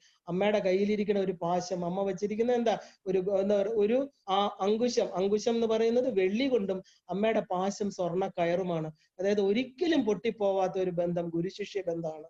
നമ്മുടെ അമ്മയും അച്ഛനും ബാക്കിയുള്ള ബന്ധുക്കളും എല്ലാം നമ്മളെ വിട്ടുപോകും. പക്ഷെ നമ്മളെ ആ സത്യത്തെ കാണിച്ചു തന്നത്, നമ്മുടെ മനസ്സിനൊരു വെളിച്ചം തന്നത്, ആ യഥാർത്ഥമായിട്ടുള്ള ആത്മാവിന്റെ ദാഹം തീർത്തത് ഗുരുവാണ്. ആ ഒരു ഗുകാരം എന്ന് പറയുന്ന അന്ധകാരത്തെ മാറ്റി തന്റെ ഉള്ളിൽ ആത്മജ്യോതിയെ ജ്വലിപ്പിച്ച ആ ഗുരുക്കന്മാരുമായിട്ട് എന്താ നമുക്കുള്ളത്? ശരിക്കും ആ ഒരു ഗോൾഡൻ ബോണ്ടിങ് എന്ന് പറഞ്ഞാൽ അത്ര തിളക്കമാറുന്നത്, ഒരിക്കലും നശിക്കാത്തത്, അത് ആർക്കും മുറിച്ചു കളയാൻ പറ്റില്ല, എത്ര ജന്മത്തിലും അത് പിന്തുടരും. ആ ഒരു ബോണ്ടിങ് ആരുമായിട്ട്? ഈ ഗുരുക്കന്മാരിലൂടെ നമുക്ക് അമ്മയുമായിട്ട്. ആരാ ഗുരുസ്വരൂപിണി, ഗുരുമണ്ഡല രൂപിണി, സാക്ഷാൽ ലളിതാ ത്രിപുര സുന്ദരി, അമ്മയുമായിട്ടുള്ള കണക്ഷൻ ഈ കയറിലൂടെ പിടിച്ച് നമ്മൾ ലാസ്റ്റിൽ ചിന്താമണി ഗ്രഹത്തിൽ അമ്മയുടെ പാദപത്മങ്ങളിൽ എത്തിച്ചേരും. അതുകൊണ്ടാണ് ഞാൻ പറയുന്നത്, ചില കാര്യങ്ങൾ ഡൂസ് ആൻഡ് ഡോൺസ് ഉണ്ട്, അത് വിട്ടേക്കൂ. അതിൽ സാരമില്ല, നമ്മൾ അനുഭവം കൊണ്ടാ പറയണം. അത് വിട്ടേക്കൂ എന്ന് പറയുമ്പോൾ അത് വിട്ടോളണം. എന്നാൽ മാത്രമേ നമുക്ക് പോകാൻ പറ്റൂ. ഇവിടെ സീതയ്ക്ക് ഇത്രയും ഉപദേശം കിട്ടി. സീതാദേവി ആരാണ്? രാമന്റെ കൂടെ ജീവിച്ച ആളാണ്. നമ്മളോ വെറും ഈ ഭൗതിക ലോകത്ത് 100 ദുഃഖങ്ങളുടെ ഇടയിൽ രാവിലെ തൊട്ട് രാത്രി വരെ പല മെന്റൽ ഫ്ലക്ച്വേഷൻസ് ഉണ്ടാകുന്ന വെറും സാധാരണ മനുഷ്യർ ഇല്ലേ? നമുക്കെന്തോ അപ്പൊ ഇതിന്റെ 1000 ഇരട്ടി നമുക്ക് സംഭവിക്കാം. എന്തിനാ ഈ കഥകൾ നമ്മുടെ അടുത്ത് പറയുന്നത്? അതിൽ നിന്നും നമ്മൾ കാര്യം ഉൾക്കൊള്ളണം. അതുകൊണ്ടാണ് ഈ സാധകന്റെ ഭാഗങ്ങൾ എടുത്തു പോകുന്നത്. അല്ലെ, രാമായണം കഥ മുഴുവൻ കേട്ടിട്ട് എനിക്കൊന്നും മനസ്സിലായില്ല എന്ന് പറയരുത്. സാധനയിൽ നമ്മൾ ഉയർന്നോളണം. ആ സീതയ്ക്ക് വരാൻ പോകുന്ന ദുരന്തം ഒരു സാധകന്റെ ദുരന്തമാണ്. രാവണൻ എന്ന് പറയുന്നത് നമ്മുടെ ഈഗോയാണ്. നമ്മുടെ ആ പറഞ്ഞ എല്ലാ അഷ്ടവൈരികളും കൂടെ ചേർന്നിട്ട് കാമക്രോധ ലോഭ മോഹ മത മാത്സര്യങ്ങള് എല്ലാം കൂടെ ചേർന്ന രൂപമാണ് രാവണൻ എന്ന് പറയുന്നത്. അത് നമ്മളെ പിടിച്ചു കഴിഞ്ഞു. എന്ത് ചെയ്യാൻ പറ്റും? രക്ഷിക്കാൻ പറ്റുന്നില്ലല്ലോ. ആ രാമന് പോലും പറ്റുന്നില്ല. അപ്പൊ നമ്മൾ ആശ്രയിച്ചിരിക്കുന്ന ദേവിക്ക് പോലും പറ്റില്ല നമ്മളെ രക്ഷിക്കാൻ. കാരണം എന്താ? ഒരു കാലഗണനയുണ്ട്. ഒരു വർഷം രാമനാമം ജപിച്ച് കണ്ണുനീര് വീഴ്ത്തുക അവിടെ ഇരുന്ന്. തന്റെ 2 കാൽമുട്ടുകളിൽ തല ഒളിച്ചു വെച്ച അഴിഞ്ഞ തലമുടി മുഷിഞ്ഞ വേഷവും ഇട്ട് സുമംഗലിയായിട്ടിരിക്കുന്ന ആ സീത കരഞ്ഞ് കണ്ണുനീര്, ഓരോ രാവിലെ തൊട്ട് രാത്രി വരെ കണ്ണുനീര്, രാമ രാമ രാമ എന്ന്. അവിടെ എന്താ ഉണ്ടാകുന്നത്? ആ കൊണ്ടുവന്ന് ചെയ്ത കർമ്മത്തിന്റെ പാപം ജീവിച്ചിരിക്കുമ്പോ തീർക്കുക. താൻ ചെയ്ത വാക്കുകൾ, താൻ ലക്ഷ്മണനെതിരെ പറഞ്ഞ വാക്കുകൾ. ഇതുപോലെയുള്ള ഒരു സാധകനെ ഒരിക്കലും അന്യരെ നമ്മൾ വേദനിപ്പിക്കാൻ പാടില്ല. തെറ്റായ കാര്യങ്ങൾ പറയുമ്പോൾ മുഖത്ത് നോക്കി തെറ്റെന്ന് പറയാം. പക്ഷെ അവരെ എന്താ പറയാ, തെറ്റല്ലാത്ത കാര്യങ്ങൾക്ക് വേദനിപ്പിക്കുകയും ഈ പറഞ്ഞ ഗുരുപരമ്പരയെ നിന്ദിക്കുക, നമ്മള് ഇഷ്ടദേവതയെ നമ്മൾ നിന്ദിക്കുന്നിടത്ത് നിൽക്കുക, ഇതെല്ലാം തന്നെ നമുക്ക് എന്താ, അതിന്റെ റിപ്പൻഡൻസ് നമുക്ക് വേണം. ഇല്ലെങ്കിൽ നമുക്ക് മുമ്പോട്ട് പോകാൻ പറ്റില്ല. അപ്പോ ഒരു സാധകനെ സംബന്ധിച്ച് ഏറ്റവും പ്രധാനം എന്താണ്? ത്രിപുടി എന്ന് പറയുന്നതാണ്. ഈ 3 അവസ്ഥകള്. അതായത് 3 അവസ്ഥകൾ ഒരു വിദ്യ കരസ്ഥമാക്കണമെങ്കിൽ പ്രധാന വഴി എന്താ? നമുക്ക് 3 അവസ്ഥകളെ ഭേദിക്കണം. അതായത് വിദ്യാദേവിയായിരിക്കുന്ന സീതാദേവി സാക്ഷാൽ ശ്രീരാമചന്ദ്രനുമായിട്ട് ഒരിക്കലും പിരിയാതെ സദാ ധർമ്മപത്നിയായിട്ടിരിക്കുന്ന സമയത്ത് എന്താണ്?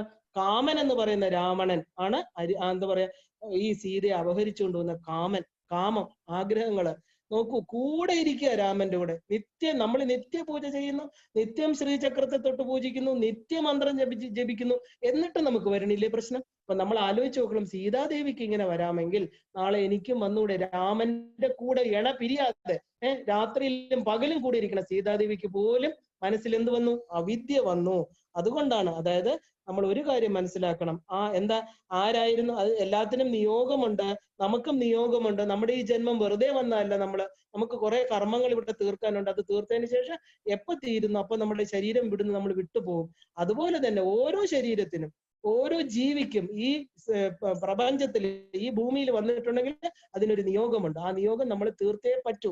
അപ്പൊ അതുപോലെ നമ്മൾ ആരാണ് ഈ രാവണൻ എന്ന് നമ്മൾ എപ്പോഴും ഈ രാമായണം വായിക്കുമ്പോൾ ഇവരാരായിരുന്നു, ഈ രാവണനെ രാമൻ കൊല്ലാൻ കാരണം എന്ത് എന്നുള്ളത് മെയിൻ ആ ഒരു ബേസ് ആണ്. നമ്മുടെ എല്ലാ ഗുരുക്കന്മാരും പറയണു ആ ലക്ഷ്യം. എന്തിനാണ് രാമൻ വന്നത്, എന്തിനാണ് ഈ 3 അവതാരം എടുത്തതെന്ന് നമ്മൾ മനസ്സിലാക്കിക്കൊള്ളും. നമുക്കും എന്തോ ഈ മനുഷ്യ ജന്മങ്ങൾ കിട്ടാൻ കാരണം അതും ഇതുമായിട്ട് റിലേറ്റ് ചെയ്യണം. അതായത് വൈകുണ്ഠത്തിലെ വിഷ്ണുവിന്റെ പാർഷദന്മാരായിരുന്നു സനകാദികളുടെ ശാപം നിമിത്താണ് അവര് ഭൂമി വന്ന ശാപം. അതും മനസ്സിലാക്കണം. ശാപം, ശപിക്കുക. ഒരാളെ ശപിക്കുക എന്ന് പറഞ്ഞാൽ പൂർണ്ണമായിട്ട് വിശ്വാസവഞ്ചന ചെയ്യുക എന്നാണ്. ഒരാളെ വിശ്വസിക്കുക, ഒരാള് എന്താ പറയാ, ആ ഒരു നമുക്ക് അർഹതപ്പെട്ടതൊക്കെ തട്ടിയെടുക്കുക, നമ്മളെ കുറിച്ച് മോശം പറയുക, ആ ഒരു വിശ്വസിച്ചിരിക്കുന്ന വ്യക്തിയെ പറ്റിക്കുക. കുറെ രൂപ നമ്മുടെ കയ്യിൽ തന്നു, നമ്മൾ പ്രോമിസറി നോട്ടൊന്നും എഴുതി കൊടുത്തില്ല, നമ്മൾ തിരിച്ചു വന്ന് അദ്ദേഹം ചോദിക്കുമ്പോൾ നമ്മൾ പറയണു തന്നിട്ടേ ഇല്ല എന്ന്. ഇതാണ് ഏറ്റവും വലിയ ഉദാഹരണം വിശ്വാസവഞ്ചന. പിന്നെ ഭാര്യ ഭർത്താവിനെ വഞ്ചിക്കുന്നത്, കുട്ടികള്, ഇത് ഈ പറഞ്ഞ പോലെ എവിടെയും അല്ലാതെ ഈ പറഞ്ഞ ശാപം ചുമ്മാ വന്നൊന്നും കേൾക്കില്ല. നമ്മളെപ്പറയുമ്പോ അവര് ശപിച്ചു ഇവര് ശപിച്ചു, അങ്ങനെയൊന്നും ആർക്ക് അത്രയും കരുത്ത് വേണം ഉള്ളില്. അത്രയും ഒരു ഉപാസന മാർഗത്തിൽ നിൽക്കുന്ന ആൾക്ക് മാത്രമേ ശാപം ചെയ്യാൻ അധികാരമുള്ളൂ. നമ്മൾ കണ്ടിട്ടുണ്ട് ഋഷിമുനിമാര് തന്റെ കമണ്ടലിൽ നിന്ന് കുറച്ച് വെള്ളം എടുത്തിട്ട് ശാപം കൊടുക്കുന്ന. ആ വെള്ളം എന്താ? വെള്ളത്തിന് ശരിക്കും വെള്ളം എന്ന് പറയുന്നത് നമ്മുടെ ശരീരത്തിലിരിക്കുന്ന ജലമാണ്. അതായത് ഈ സ്ഥൂല ശരീരത്തിലിരിക്കുന്ന ആത്മാവ് എന്താ, ഈ സ്ഥൂല ശരീരത്തിന് ഇന്ന കർമ്മങ്ങൾ അനുഭവിച്ച് തീരട്ടെ എന്ന് പറഞ്ഞിട്ട് ഒരു മന്ത്രം ജപിച്ച് തറയിലോട്ട് ഒഴിക്കുക. അപ്പൊ എന്താ? ജന്മങ്ങൾ വീണ്ടും വേണ്ടി വരും ആ ശാപത്തെ ഇല്ലാതാക്കാൻ. കാരണം സ്ഥൂല ശരീരത്തിനെ ശപിക്കുന്നത്. അപ്പൊ ശരീരം എടുത്തല്ലേ പറ്റുള്ളൂ, പിന്നെയും ഭൂമിയിൽ വന്നല്ലേ പറ്റൂ. എന്ത് വേണ്ടാന്ന് വെക്കണോ അതെല്ലാം നമുക്ക് അനുഭവിച്ച് തീരേണ്ടി വരും. അപ്പോ നമ്മൾ എന്താ, ഭൂമിയിൽ ഇവര് വരാൻ കാരണം ഈ സനകാദികളായിരുന്നു. ഒരു ഹിരണ്യാക്ഷനും ഹിരണ്യകശിപുവുമായിട്ട് വന്നു. അത് അവരെന്താ ഈ പറഞ്ഞ കാമക്രോധ ലോഭത്തിന്റെ മൂർത്തികളായിട്ടാണ് അവർ വന്നത്. ലോഭം എന്നാൽ എന്താണ്? കാമം, ക്രോധം, ലോഭം, 3 പ്രധാന പ്രശ്നങ്ങളാണ് മനുഷ്യർക്കും ദേവന്മാർക്കും എല്ലാവർക്കും. അസുരന്മാർക്കും അതേ മാത്രമേ ഉള്ളൂ. ലോഭം എന്ന് പറഞ്ഞാൽ കിട്ടിയത് പോരാ, കണ്ടത് വേണം, അനുഭവിച്ചു തീർന്ന് മതിയായില്ല, എത്ര കിട്ടിയാലും പോരാ. എന്താ വെച്ചാൽ മറ്റുള്ള ആ ആളുകളുടെ ആ പ്രോസ്പെരിറ്റിയിൽ കണ്ണുവെച്ചിട്ട് എന്ത് ചെയ്യണം, അതെനിക്ക് വേണം. അവരെ ഇല്ലെങ്കിൽ അറ്റ്ലീസ്റ്റ് ഒന്നുമില്ലെങ്കിൽ അത്രയും നന്നായിട്ട് ജീവിക്കണവരെ തച്ചുടയ്ക്കണം, അവരെ ഇല്ലാതാക്കണം, അവർക്കെതിരെ ഒരു ഇൽ ഫെയിം, അവരെ കുറിച്ച് കുറെ ഒരു പരദൂഷണമൊക്കെ പറഞ്ഞ് അവരെ മാനസികമായിട്ട് അവരെ തകർക്കണം. ഇങ്ങനെയുള്ള ചിന്തകൾ, അന്യരെ കുറിച്ച് നമ്മൾ സ്വന്തമായിട്ട് യാതൊരു ചിന്തയില്ല, മറ്റുള്ളവരെ പോലെ ആവണം. ഇതിനെയാണ് നമ്മൾ ലോഭം എന്ന് പറയുന്നത്. ആഗ്രഹങ്ങൾക്ക് കടിഞ്ഞാണില്ലാതെ അഴിച്ചുവിടുക. അപ്പൊ ഇന്ന് നമ്മൾ കാണുന്നുണ്ടല്ലോ, സ്വർണം ഞാൻ പറയണ്ടല്ലോ, മറ്റുള്ളവരുടെ എന്താ ഒന്നിലും ആഗ്രഹം തീരാതെ വീണ്ടും വീണ്ടും വീണ്ടും ഒരു രാജ്യത്തെ തകർക്കാൻ, ഒരു സമ്പദ് രാഷ്ട്രങ്ങളെ ഇല്ലാതാക്കാൻ, അതൊക്കെ വലിയ ശാപമാണ്. അതൊക്കെ എത്ര ജന്മത്തിലൊക്കെ നമ്മൾ ചെയ്യണം. എത്രയോ ആളുകളാണ് ഒരു രാജ്യം എന്ന് പറയുന്നത്. അവർക്ക് കിട്ടേണ്ട പല കാര്യങ്ങളും ഇല്ലാതാക്കി അവരുടെ സ്വന്തം കാര്യത്തിനായിട്ട് കൊണ്ടുപോയി. ഇതാണ് ശരിക്കും പറഞ്ഞാൽ ലോഭം എന്ന് പറയുന്ന ഇത്. അപ്പം നമുക്ക് ശരിക്കും പറഞ്ഞാൽ മറ്റുള്ളവർക്ക് പ്രയോജനം ചെയ്തില്ലെങ്കിൽ പോലും മറ്റുള്ളവർക്ക് ദോഷം വരുന്ന കാര്യങ്ങൾ ചെയ്യാതിരിക്കുക, അതാണ് ഏറ്റവും വലുത്. അപ്പൊ നമ്മൾ ഹിരണ്യകശിപുവും ഹിരണ്യാക്ഷനും അവര് രണ്ടുപേരും എന്തിന്റെ പ്രതീകമായിരുന്നു? നമുക്ക് ശരിക്കും അറിയാം. സ്വർണം, അതായത് കനകം, ഹിരണ്യൻ, ഹിരണ്യകശിപു, ഹിരണ്യ അക്ഷൻ. ഹിരണ്യം സ്വർണത്തിൽ കണ്ണുള്ളവനും ഹിരണ്യകശിപു സ്വർണത്തിൽ തന്നെ എന്താ ഹിരണ്യം മാത്രം വേണമെന്ന് ആഗ്രഹിക്കുന്ന ആള്. അപ്പോ സ്വർണം എന്നത് ശരിക്കും വേറൊരു പേര് കനകം എന്നൊക്കെയാണ് അല്ലെ. ഏതാണെങ്കിലും എന്താ നമ്മൾ കേട്ടിട്ടുണ്ട്, സ്വർണം എന്നത് ഒരു നമുക്ക് ആളുകൾ തമ്മിൽ കലഹം ഉണ്ടാക്കാനുള്ള ഒരു കാരണമാണ്. നമ്മൾ കുഞ്ചൻ നമ്പ്യാരുടെ ആണെന്ന് തോന്നുന്നു, കനകം മൂലം കാമിനി മൂലം കലഹം പലവിധം ഉലകിൽ സുലഭം.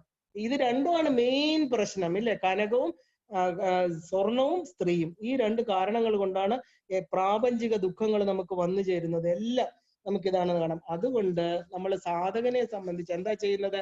ഗുരുദേവൻ കാളി നാടകത്തിൽ പറയുന്നുണ്ട്, നമ്മൾ ദേവിയെ ശരണാഗതി ചെയ്യണം, അല്ലാതെ ഒന്നും ചെയ്യാൻ പറ്റില്ല. ആ കാളിയെ എന്താ കാളി നാടകത്തില് ഗുരുദേവൻ കാളിയെ സ്തുതിക്കുന്നുണ്ട്, വളരെ കീർത്തിക്കുന്നുണ്ട്. കേശാധിപാതി പാദം വർണ്ണനയാണ് കാളിയെ കുറിച്ച്. എന്നിട്ട് കുറച്ച് കാര്യങ്ങൾ കാളിയോട് പറയുന്നുണ്ട്. ശരിക്കും അത്രയും കാളി നാടകം എന്ന് പറഞ്ഞാൽ വളരെ വളരെ വളരെ ഇന്നർ മീനിങ് ഉള്ളതാണ്.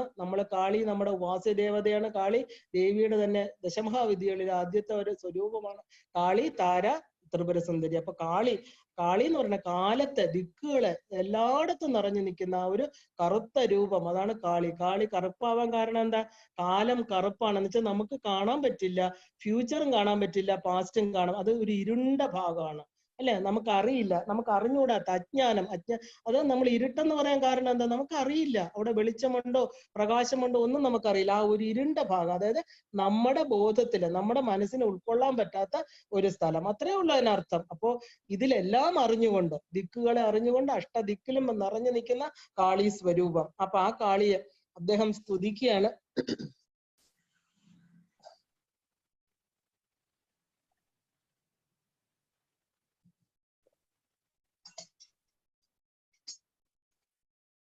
ശ്രീനാരായണ ഗുരു വളരെ വളരെ എന്താ ദേവിയുടെ നമ്മൾ കേട്ടിട്ടുണ്ട്, ജനനി നവരത്ന മഞ്ജരിയൊക്കെ വളരെ 9 രത്നങ്ങളാണ് നവരത്ന മഞ്ജരി. അതുപോലെ കാളിയുടെ സ്തുതി കഴിഞ്ഞിട്ടാണ് നമ്മുടെ ഒരു പ്രാർത്ഥന അവിടെ അദ്ദേഹം പറയുന്നത്.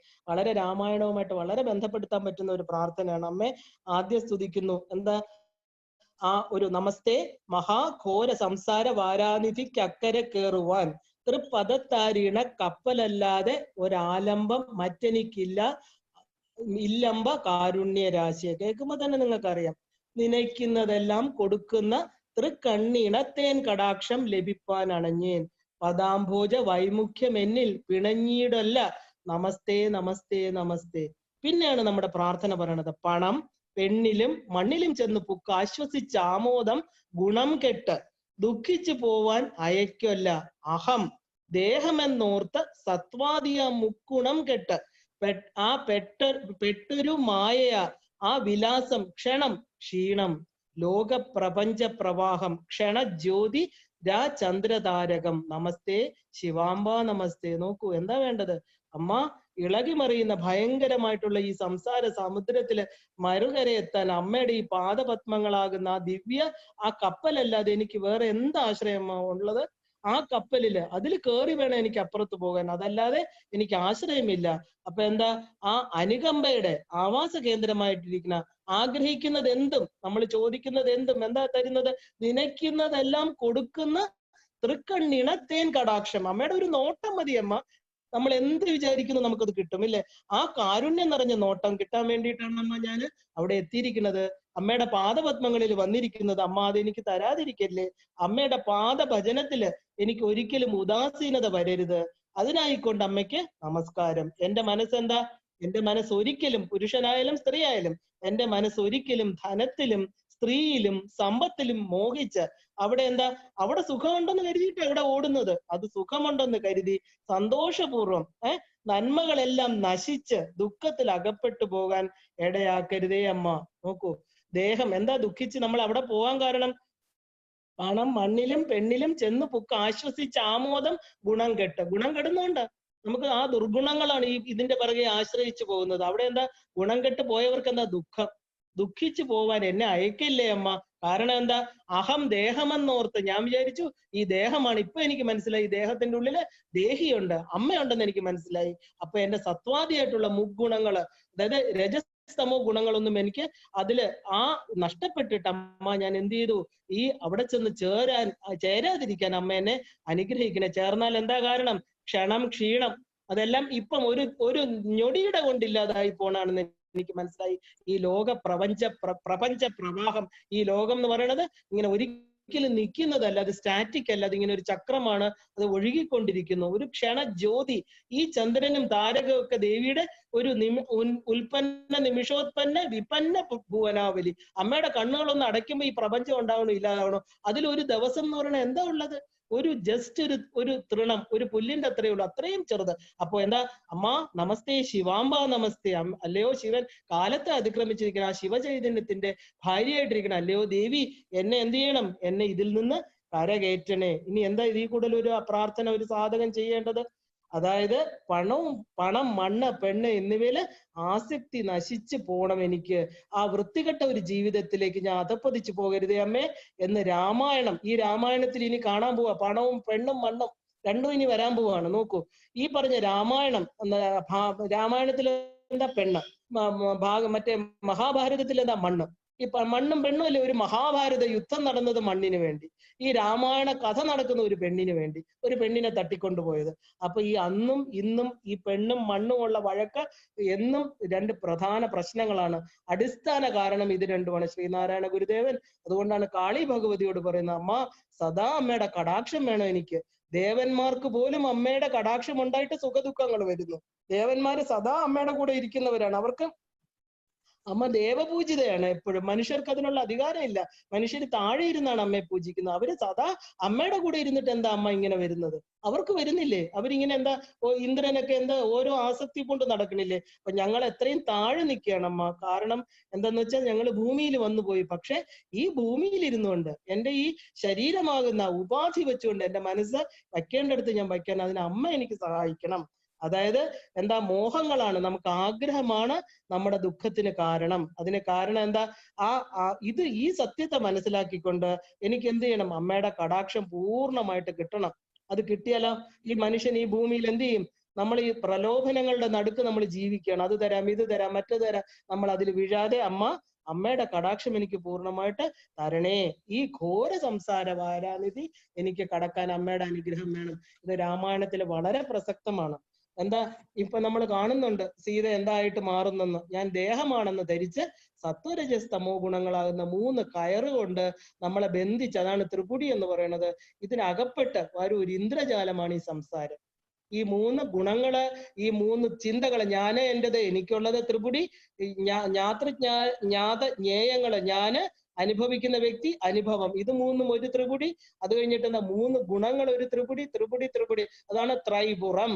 ദേവിയുടെ ത്രിപുടി മുടിഞ്ഞ സ്ഥലമാണ് ത്രൈപുറം. അമ്മയുടെ മൂലാധാരത്തിൽ നിന്ന് അമ്മയെ മുകളിലോട്ട് കൊണ്ടുപോയി ത്രൈപുര സിദ്ധാന്തം എന്ന് പറയുമ്പോൾ ത്രൈപുറത്ത് താമസിക്കുന്ന അമ്മ എന്ത് ചെയ്യണം? ത്രിപുരങ്ങളെ ഭേദിച്ച് ഈ പറഞ്ഞ 3 ഗുണങ്ങൾക്ക് അപ്പുറത്ത് നിൽക്കുന്ന പ്യുവർ കോൺഷ്യസ് തലത്തിലോട്ട്, തുരീയാവസ്ഥയിൽ ഇരിക്കുന്ന അമ്മയിലോട്ട് നമ്മൾ കൊണ്ടുപോകണം.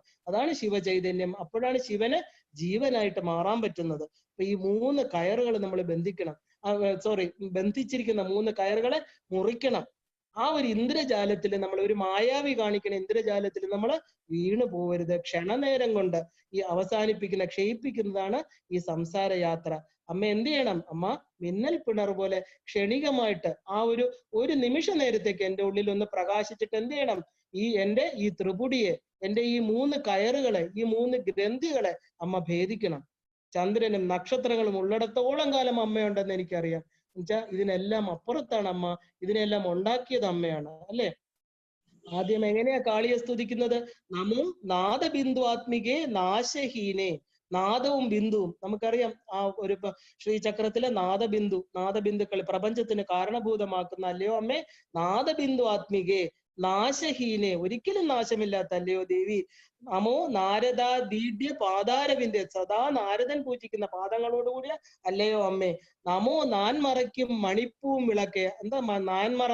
4 വേദങ്ങളാൽ മറയ്ക്കപ്പെട്ടിരിക്കുന്ന അല്ലയോ ദേവി. ആ കാലുകളെ എനിക്ക് കാണാൻ പറ്റുന്നില്ല, കാരണം അമ്മ വേദമന്ത്രങ്ങളാൽ പൂജിക്കപ്പെടേണ്ടവളാണ്. തന്ത്രശാസ്ത്രമല്ല, എത്രയും തന്ത്രം, വേദം, മന്ത്രം എല്ലാം കൊണ്ട് ആ അമ്മയുടെ പാദങ്ങൾ മറച്ചു വെച്ചിരിക്കുന്നു. അതിനെന്താ അർത്ഥം? നമ്മൾ ഇത് പഠിക്കണം, ഈ ശാസ്ത്രങ്ങൾ പഠിക്കണം, ഈ ശാസ്ത്രങ്ങൾ ഉൾക്കൊള്ളണം. എന്നാൽ മാത്രമേ ഈ പറഞ്ഞ 4 മറകളാണ് അവിടെ ഉള്ളത്. ആ മറകളെ മാറ്റി ആ പാദങ്ങൾ നമുക്ക് കാണാൻ പറ്റൂ. ഈ ശാസ്ത്രങ്ങളെ സ്വായത്തമാക്കി ഞാനിത് അറിയണോ അമ്മ? അമ്മയുടെ പാദപത്മങ്ങൾ മാത്രമേ എനിക്ക് ആശ്രയമുള്ളൂ എന്ന്. അപ്പൊ എന്താ? നമോ നാൻമുഖാദിപ്രിയാമ്പ നമസ്തേ. നാൻമുഖന്റെ, അല്ലയോ ബ്രഹ്മാവിന്റെ ഭക്തിയായിരിക്കുന്ന സരസ്വതി, രുദ്രന്റെ ഭക്തിയായിരിക്കുന്ന പാർവതി, ഈ പറഞ്ഞ എല്ലാം തന്നെ അമ്മ തന്നെയല്ലേ. അമ്മയുടെ ഏകമായിട്ടുള്ള ഭാവം അമ്മ പലതായിട്ട് പിരിഞ്ഞ് പ്രപഞ്ചത്തെ ത്രാണനം ചെയ്യുന്നു. അപ്പോ എന്താ എനിക്ക് വേണ്ടത്? അമ്മയ്ക്ക്, നമ്മളും ഓരോരുത്തരും ഇവിടുത്തെ പ്രധാനം, സീതയെ കട്ടുകൊണ്ട് പോകുന്നതിന് മുമ്പ് നമ്മൾ എന്ത് ചെയ്യണം? സാധകരവിടെ ദേവിയുടെ മുമ്പിൽ ഒരു ശരണാഗതി ചെയ്യണം. അമ്മ, നമ്മുടെ ഗുണങ്ങൾ കെട്ടുപോകരുത്, നമ്മൾ അധപ്പതിച്ചു പോകരുത്. നമ്മൾ പണം എല്ലാം നമുക്ക് സൂക്ഷിച്ചു വെക്കാനല്ല, പല കർമ്മങ്ങൾക്ക് നമ്മൾ ചെലവാക്കണം. സന്തോഷമായിട്ട് കർമ്മവെന ഇല്ലാതാക്കുന്നത് ഒറ്റ കാര്യമുള്ളൂ, പണമാണ്. നമ്മൾ പലർക്കും കൊടുക്കാനുണ്ട് കടങ്ങൾ, ഇല്ലേ? വാങ്ങിക്കുന്നത് കൊടുക്കണം, ഇല്ലെങ്കിൽ പറഞ്ഞ പോലെ കുറെ ഋണങ്ങൾ നമ്മൾ തീർക്കാറുണ്ട്. കടം എന്ന് പറഞ്ഞാൽ പണം ഏറ്റവും ആദ്യം, ബാക്കിയെല്ലാം നമ്മുടെ കർമ്മങ്ങൾ കൊണ്ടുള്ള ഋണമുണ്ട്, പിതൃകടമുണ്ട്, ദേവകടങ്ങളുണ്ട്, ഋഷിമുനിമാരുടെ അവരുടെ സാഹിത്യങ്ങൾ, അതായത് അവരുടെ വേദങ്ങൾ പഠിക്കണം, അവരോടുള്ള കടം തീരണമെങ്കിൽ. അവര് നമുക്ക് തന്നതാ, നമ്മളത് പഠിക്കുന്നില്ല. നമ്മുടെ മനുഷ്യനെ ആ മനനം ചെയ്യാൻ, മനുവായിട്ട് തീരാൻ, ആ ഒരു തലത്തിൽ നമ്മൾ എത്തിക്കുന്ന മനുഷ്യത്വം ഉണ്ടാക്കാനാണ് ഈ പറഞ്ഞ നാൻമറ, അതായത് 4 വേദങ്ങൾ. ഇതെല്ലാം നമ്മൾ അഭ്യസിക്കണം. ഓരോരുത്തരുടെക്കും പ്രപഞ്ചം മുഴുവൻ നമ്മൾ കടക്കാരാ. ഓരോ കടവും നമ്മൾ കുറച്ചായിട്ട് വീട്ടണം. അതുകൊണ്ടാണ് തർപ്പണം ചെയ്യൂ എന്ന് പറയുന്നത്. തർപ്പണം ചെയ്യണം. അവർക്ക് ആ കടങ്ങൾ നമുക്ക് അല്ലാതെ പഠിക്കാൻ പറ്റില്ല, എല്ലാം ഒന്നും നമുക്ക് പഠിക്കാൻ പറ്റിയെന്ന് ഇരിക്കൂല. പക്ഷേ ഓരോ തർപ്പണം ചെയ്ത് നമ്മൾ ക്ഷമാപണം ചെയ്യണം. ഇത് നിങ്ങൾക്ക് ക്ഷമിക്കുക നമ്മുടെ അടുത്ത്. നമ്മുടെ ആ ഒരു വിദ്യക്ക് മേളിലോട്ട് പോകാൻ, വിദ്യ എന്ന് പറഞ്ഞാൽ സ്ത്രീ വിദ്യ, അതായത് ആ ഒരു ശ്രീവിദ്യ എന്ന് പറയുന്നത് ആ ഒരു ടെക്നിക്ക്, ആ ഒരു ജ്ഞാനം നമുക്ക് കിട്ടാൻ, ആത്മജ്ഞാനം, ബ്രഹ്മവിദ്യ കിട്ടാനായിട്ട് നമ്മൾ എന്ത് ചെയ്യണം? ഈ പറഞ്ഞ ഒരു ദേവിയുടെ പാതാരബിന്ദങ്ങളെ ശരണാഗതി ചെയ്യണം. അപ്പോ നമ്മളൊക്കെ എല്ലാം ശരണാഗതി ചെയ്തിട്ട് നമുക്ക് മുമ്പോട്ട് പോവാം. ഇനി നമുക്ക് സീതയുടെ കാണാം. രാമായണത്തിലേക്ക് ഇനി വരുമ്പോൾ അടുത്തത് പെണ്ണ് വഴക്ക്, പെണ്ണിനെ പ്രശ്നമാണ്. അത് ഗ്രീക്ക് കഥാപാത്രം നമ്മൾ കേട്ടിട്ടില്ലേ, ഹെലന്റെ കഥ. അതുപോലെ തന്നെ മഹാഭാരതമാണെങ്കിൽ മണ്ണിൻ്റെതാണ്. അപ്പൊ മഹാഭാരതം എന്നത് മണ്ണിനെ ചൊല്ലിയുള്ളതാണെങ്കിൽ രാമായണം ഇപ്പൊ സീത എന്ന ഭാര്യയെ രാവണൻ തട്ടിക്കൊണ്ടുപോകുന്നു. ഭാര്യ, അതാണ് ഏറ്റവും പ്രധാനം. ഒരു പുരുഷൻ കല്യാണം കഴിച്ച് ധർമ്മപത്നിയെ വേറൊരാള് തട്ടിക്കൊണ്ടുപോവാ. ഇത് ധർമ്മമാണോ? അല്ല. അതിന് കാരണം ആരുണ്ടാക്കി? ഈ ഭാര്യ തന്നെയാണ് ഉണ്ടാക്കുന്നത്. അതും നമുക്ക് നോക്കണം, അല്ലെ? ആ കാമാർത്ഥനായ ഒരു മനുഷ്യന്റെ കഥ, ആ മനുഷ്യന്റെ ദുരിതം, ഇത് രണ്ടുമാണ് നമ്മൾ കാണുന്നത്. അപ്പൊ ലോഭത്തിന്റെ പ്രതീകങ്ങൾ, ആ ലോഭത്തിന്റെ പ്രതീകങ്ങൾ 2 പേരാണ്. ആരാണ്? കുംഭകർണനും രാവണനും. കുംഭകർണൻ പാവം ഉറങ്ങിക്കിടക്കുന്നേ ഉള്ളൂ, അയാൾ ഒരു തെറ്റും ചെയ്തില്ല. ഇദ്ദേഹമാണ് ഉണർത്തി അയാളെ കൂടി ഇതിനകത്ത് കൊണ്ടുവരുന്നത്. കാരണം ഇവർക്ക് 2 പേർക്കും തിരിച്ച് സ്വധാമങ്ങളിൽ പോണ്ടേ, അതുകൊണ്ട്. അപ്പോ ഹിരണ്യാക്ഷനെ കൊല്ലാൻ വരാഹമൂർത്തിയായിട്ടും ഹിരണ്യകശിപുവിനെ കൊല്ലാൻ നരസിംഹമൂർത്തിയായിട്ടും മനുഷ്യന്റെ, അതായത് ആ ഒരു മനുഷ്യനിലുള്ള മൃഗീയ വാസനകളെ ഇല്ലാതാക്കാൻ ഓരോ അവതാരം ഭഗവാൻ എടുക്കേണ്ടി വന്നു. അതായത് വരാഹമൂർത്തിയായിട്ട് വന്നപ്പോ എന്താ? ഈ പറഞ്ഞ ഹിരണ്യാക്ഷൻ വേദങ്ങളെ, നമ്മുടെ അറിവിനെ ഭൂമി ദേവിയും പൊക്കിക്കൊണ്ട് എന്ത് ചെയ്തു? ആ സമുദ്രത്തിന്റെ അടിയിൽ പോയി. അവിടെ വരാഹമായിട്ട് തന്റെ തേറ്റയിൽ ഭൂമിയെ കൊണ്ടുവന്നു. അതുപോലെ തന്നെ നരസിംഹമായിട്ട് വന്നു. എന്താ നരസിംഹം? നരനും സിംഹവുമായിട്ട് തീർന്നു. അത്രയ്ക്കും ആ ഒരു ഹിരണ്യകശിപു എന്ന് പറയുന്ന ആള് ആ ഒരു കൊച്ചു പ്രഹ്ലാദന്റെ അടുത്ത് കാണിച്ച അത്രയും മൃഗീയമായിട്ടുള്ള ആ കുട്ടിയെ വേദനിപ്പിക്കുക. സ്വന്തം മകനാണ് ആ ഒരു ഹരി എന്ന് പറഞ്ഞ ഒരു നാമം ജപിച്ചത് കൊണ്ട് ആ കുട്ടിയെ വിഷസർപ്പങ്ങളെ വെച്ച് കൊല്ലിക്കുക, എന്താ പറയാ, ആനയെ കൊണ്ട് ചവിട്ടിക്കുക, സമുദ്രത്തിലേറി. ഏതെങ്കിലും ഒരു അച്ഛന് ഇത് ചെയ്യാൻ പറ്റുമോ? അത്ര മൃഗീയമായിട്ട്, മൃഗതുല്യമായിട്ടുള്ള പ്രവർത്തിക്ക് അദ്ദേഹം ആര് വന്നു? നരസിംഹമായിട്ട് തൂണ് പളർന്നു. തൂണിലും തുരുമ്പിലും ഈ ശക്തി ഉണ്ടെന്ന് കാണിക്കാൻ അദ്ദേഹം ചോദിക്കുന്നുണ്ട്, എടാ നിന്റെ ഹരി എവിടെ? ഈ തൂണിലുണ്ടോന്ന്? ഉണ്ടച്ഛ, തൂണിലുണ്ട്. ആ കുട്ടിയുടെ ദൃഢമായ വിശ്വാസം തൂണ് പളർന്ന് നരസിംഹമൂർത്തി വരികയാണ്. അപ്പൊ ഇത് ആദ്യത്തെ ഈ ലോഭം എന്ന് പറയുന്നതിന് വലിയ, എന്താ പറയാ, വലിയ ബുദ്ധിമുട്ടാണ് ഇല്ലാതാക്കാൻ. ഭഗവാൻ ഒറ്റയ്ക്ക് വരണം. വരാഹമായിട്ട് വന്നു, അത് കഴിഞ്ഞ് നരസിംഹമൂർത്തി. പിന്നെയാണ് എന്താ പറയണത്? രാമാവതാരം. രാമാവതാരത്തിൽ രണ്ടുപേരെ കുറച്ചുകൂടെയൊക്കെ കുറഞ്ഞു. അത്രയും വലിയ ഒരു, എന്താ പറയാ, കൂടിയ പ്രശ്നങ്ങളല്ലായിരുന്നു. അപ്പൊ രണ്ടുപേരെ കൊല്ലാം. അത് അങ്ങനെയാണ് രാവണനെയും കുംഭകർണനെയും കൊല്ലാനായിട്ട് രാമാവതാരം എടുക്കുന്നത്. മൂന്നാമത് ഈ പറഞ്ഞ പോലെ ജയവിജയന്മാരുടെ 3 ജന്മങ്ങളാണ്. അടുത്തത് ശിശുപാലനും ദന്തഭക്തനും. നമുക്കറിയാം കൃഷ്ണാവതാര കാലത്ത് കൃഷ്ണൻ ഒറ്റയ്ക്ക് വധിക്കുകയാണ്. അപ്പൊ പിന്നെ ഉള്ളത് ഈ ലോഭത്തിന്റെ മൂർത്തികളായിട്ടിരിക്കുന്ന രണ്ടുപേര്, ഹിരണ്യത്തിന്റെ, സ്വർണത്തിന്റെ പേരിലുള്ളവര്. അപ്പൊ ഈ അവതാരങ്ങളെല്ലാം നമ്മൾ എന്തിനാണ് വന്നത്? കാമ, ക്രോധ, ലോഭം, ഈ 3 കാര്യങ്ങൾ. അപ്പൊ ഈ ഒരു, എന്താ പറയാ, ലോഭത്തിന്റെ മൂർത്തികളാണ്. അതിന്റെ പ്രത്യേകം, അതായത് ഹൃദയ ഗ്രന്ഥികളെ മറച്ചു വെക്കണം. അത് കാമം ആദ്യത്തത്. രണ്ടാമത്തതോ ക്രോധം. കാമം വന്നിട്ടാണ്, അത് നടക്കാതെ വരുമ്പോഴാണ് ക്രോധം വരുന്നത്. ഇത് തന്നെ ഭഗവത്ഗീത വളരെ ക്ലിയർ ആയിട്ട് പറയുന്നുണ്ട്. മൂന്നാമതോ ലോഭം. അപ്പൊ കാമവും ക്രോധവും ലോഭവും ഇതെന്താ? ഇതാണ് ശരിക്കും പറഞ്ഞ തായ്വേരെന്ന് പറയുന്നത്. ഈ 3 നമ്മുടെ ഹൃദയ ഗ്രന്ഥികളെ പിടിച്ച് കെട്ടിവെച്ചിരിക്കുന്നത്. അപ്പൊ എന്ത് ചെയ്യണം? നമ്മൾ അതിനെ മുറിക്കണം. ആ ഏറ്റവും പ്രധാന വേരെന്ന് പറയുന്നത് കാമമാണ്. അവിടെയാണ് തുടക്കം. ആഗ്രഹം അത് വന്ന് ഏതിലോട്ടായിക്കോട്ടെ, അതിൽ അമിതമായിട്ടുള്ള ആഗ്രഹം വന്നു കഴിഞ്ഞാൽ അത് നമ്മളെ ഇങ്ങനെ കെട്ടി വരിയും. പിന്നെ അതിൽ നിന്ന് ഇത് 2 വരും. ഏത്? ക്രോധവും ലോഭവും. അപ്പൊ അത് പിന്നെ വരുന്നത് ചെറിയ ചെറിയ കാര്യങ്ങൾ. മതം, മാത്സര്യം. ആദ്യം കാമത്തിനെ ഇല്ലാതാക്കണ്ടേ, എന്നാലല്ലേ ബാക്കിയുള്ളതെല്ലാം നമുക്ക് ഇല്ലാണ്ടാക്കാൻ പറ്റൂ. അപ്പൊ രാവണ കുംഭകർണന്മാര് കാമത്തിൻ്റെതാണ്. ക്രോധത്തിനെ ഇല്ലാതാക്കിയത് കൃഷ്ണാവതാര കാലത്തിലെ ദന്തഭക്തനും ശിശുപാലനും. ഇനി ലോഭത്തെ ഇല്ലാതാക്കാൻ ഭഗവാൻ വളരെ ഭീമാകാരമായിട്ട് ഒരു ബൃഹത്ത് വരാഹമൂർത്തിയായിട്ട് വന്നതാണ് നരസിംഹമൂർത്തി, വരാഹമൂർത്തി. ലോഭത്തിന്റെ കാഠിന്യമുള്ളത്. അങ്ങനെ ഓരോ അവതാരമെടുത്ത് അവതരിച്ചു വന്ന് തന്റെ സ്വധാമത്തിൽ നിന്ന് താഴെ വന്നിട്ടാണ് ഈ പറഞ്ഞ വികാരങ്ങൾ എന്ന് പറയുന്ന ആ വികാരങ്ങള് മനുഷ്യ ശരീരത്തിൽ പ്രവേശിച്ച ഓരോ കർമ്മങ്ങൾക്ക് കാരണമായിട്ടിരിക്കുന്ന അതിനെ ഇല്ലാതാക്കാൻ.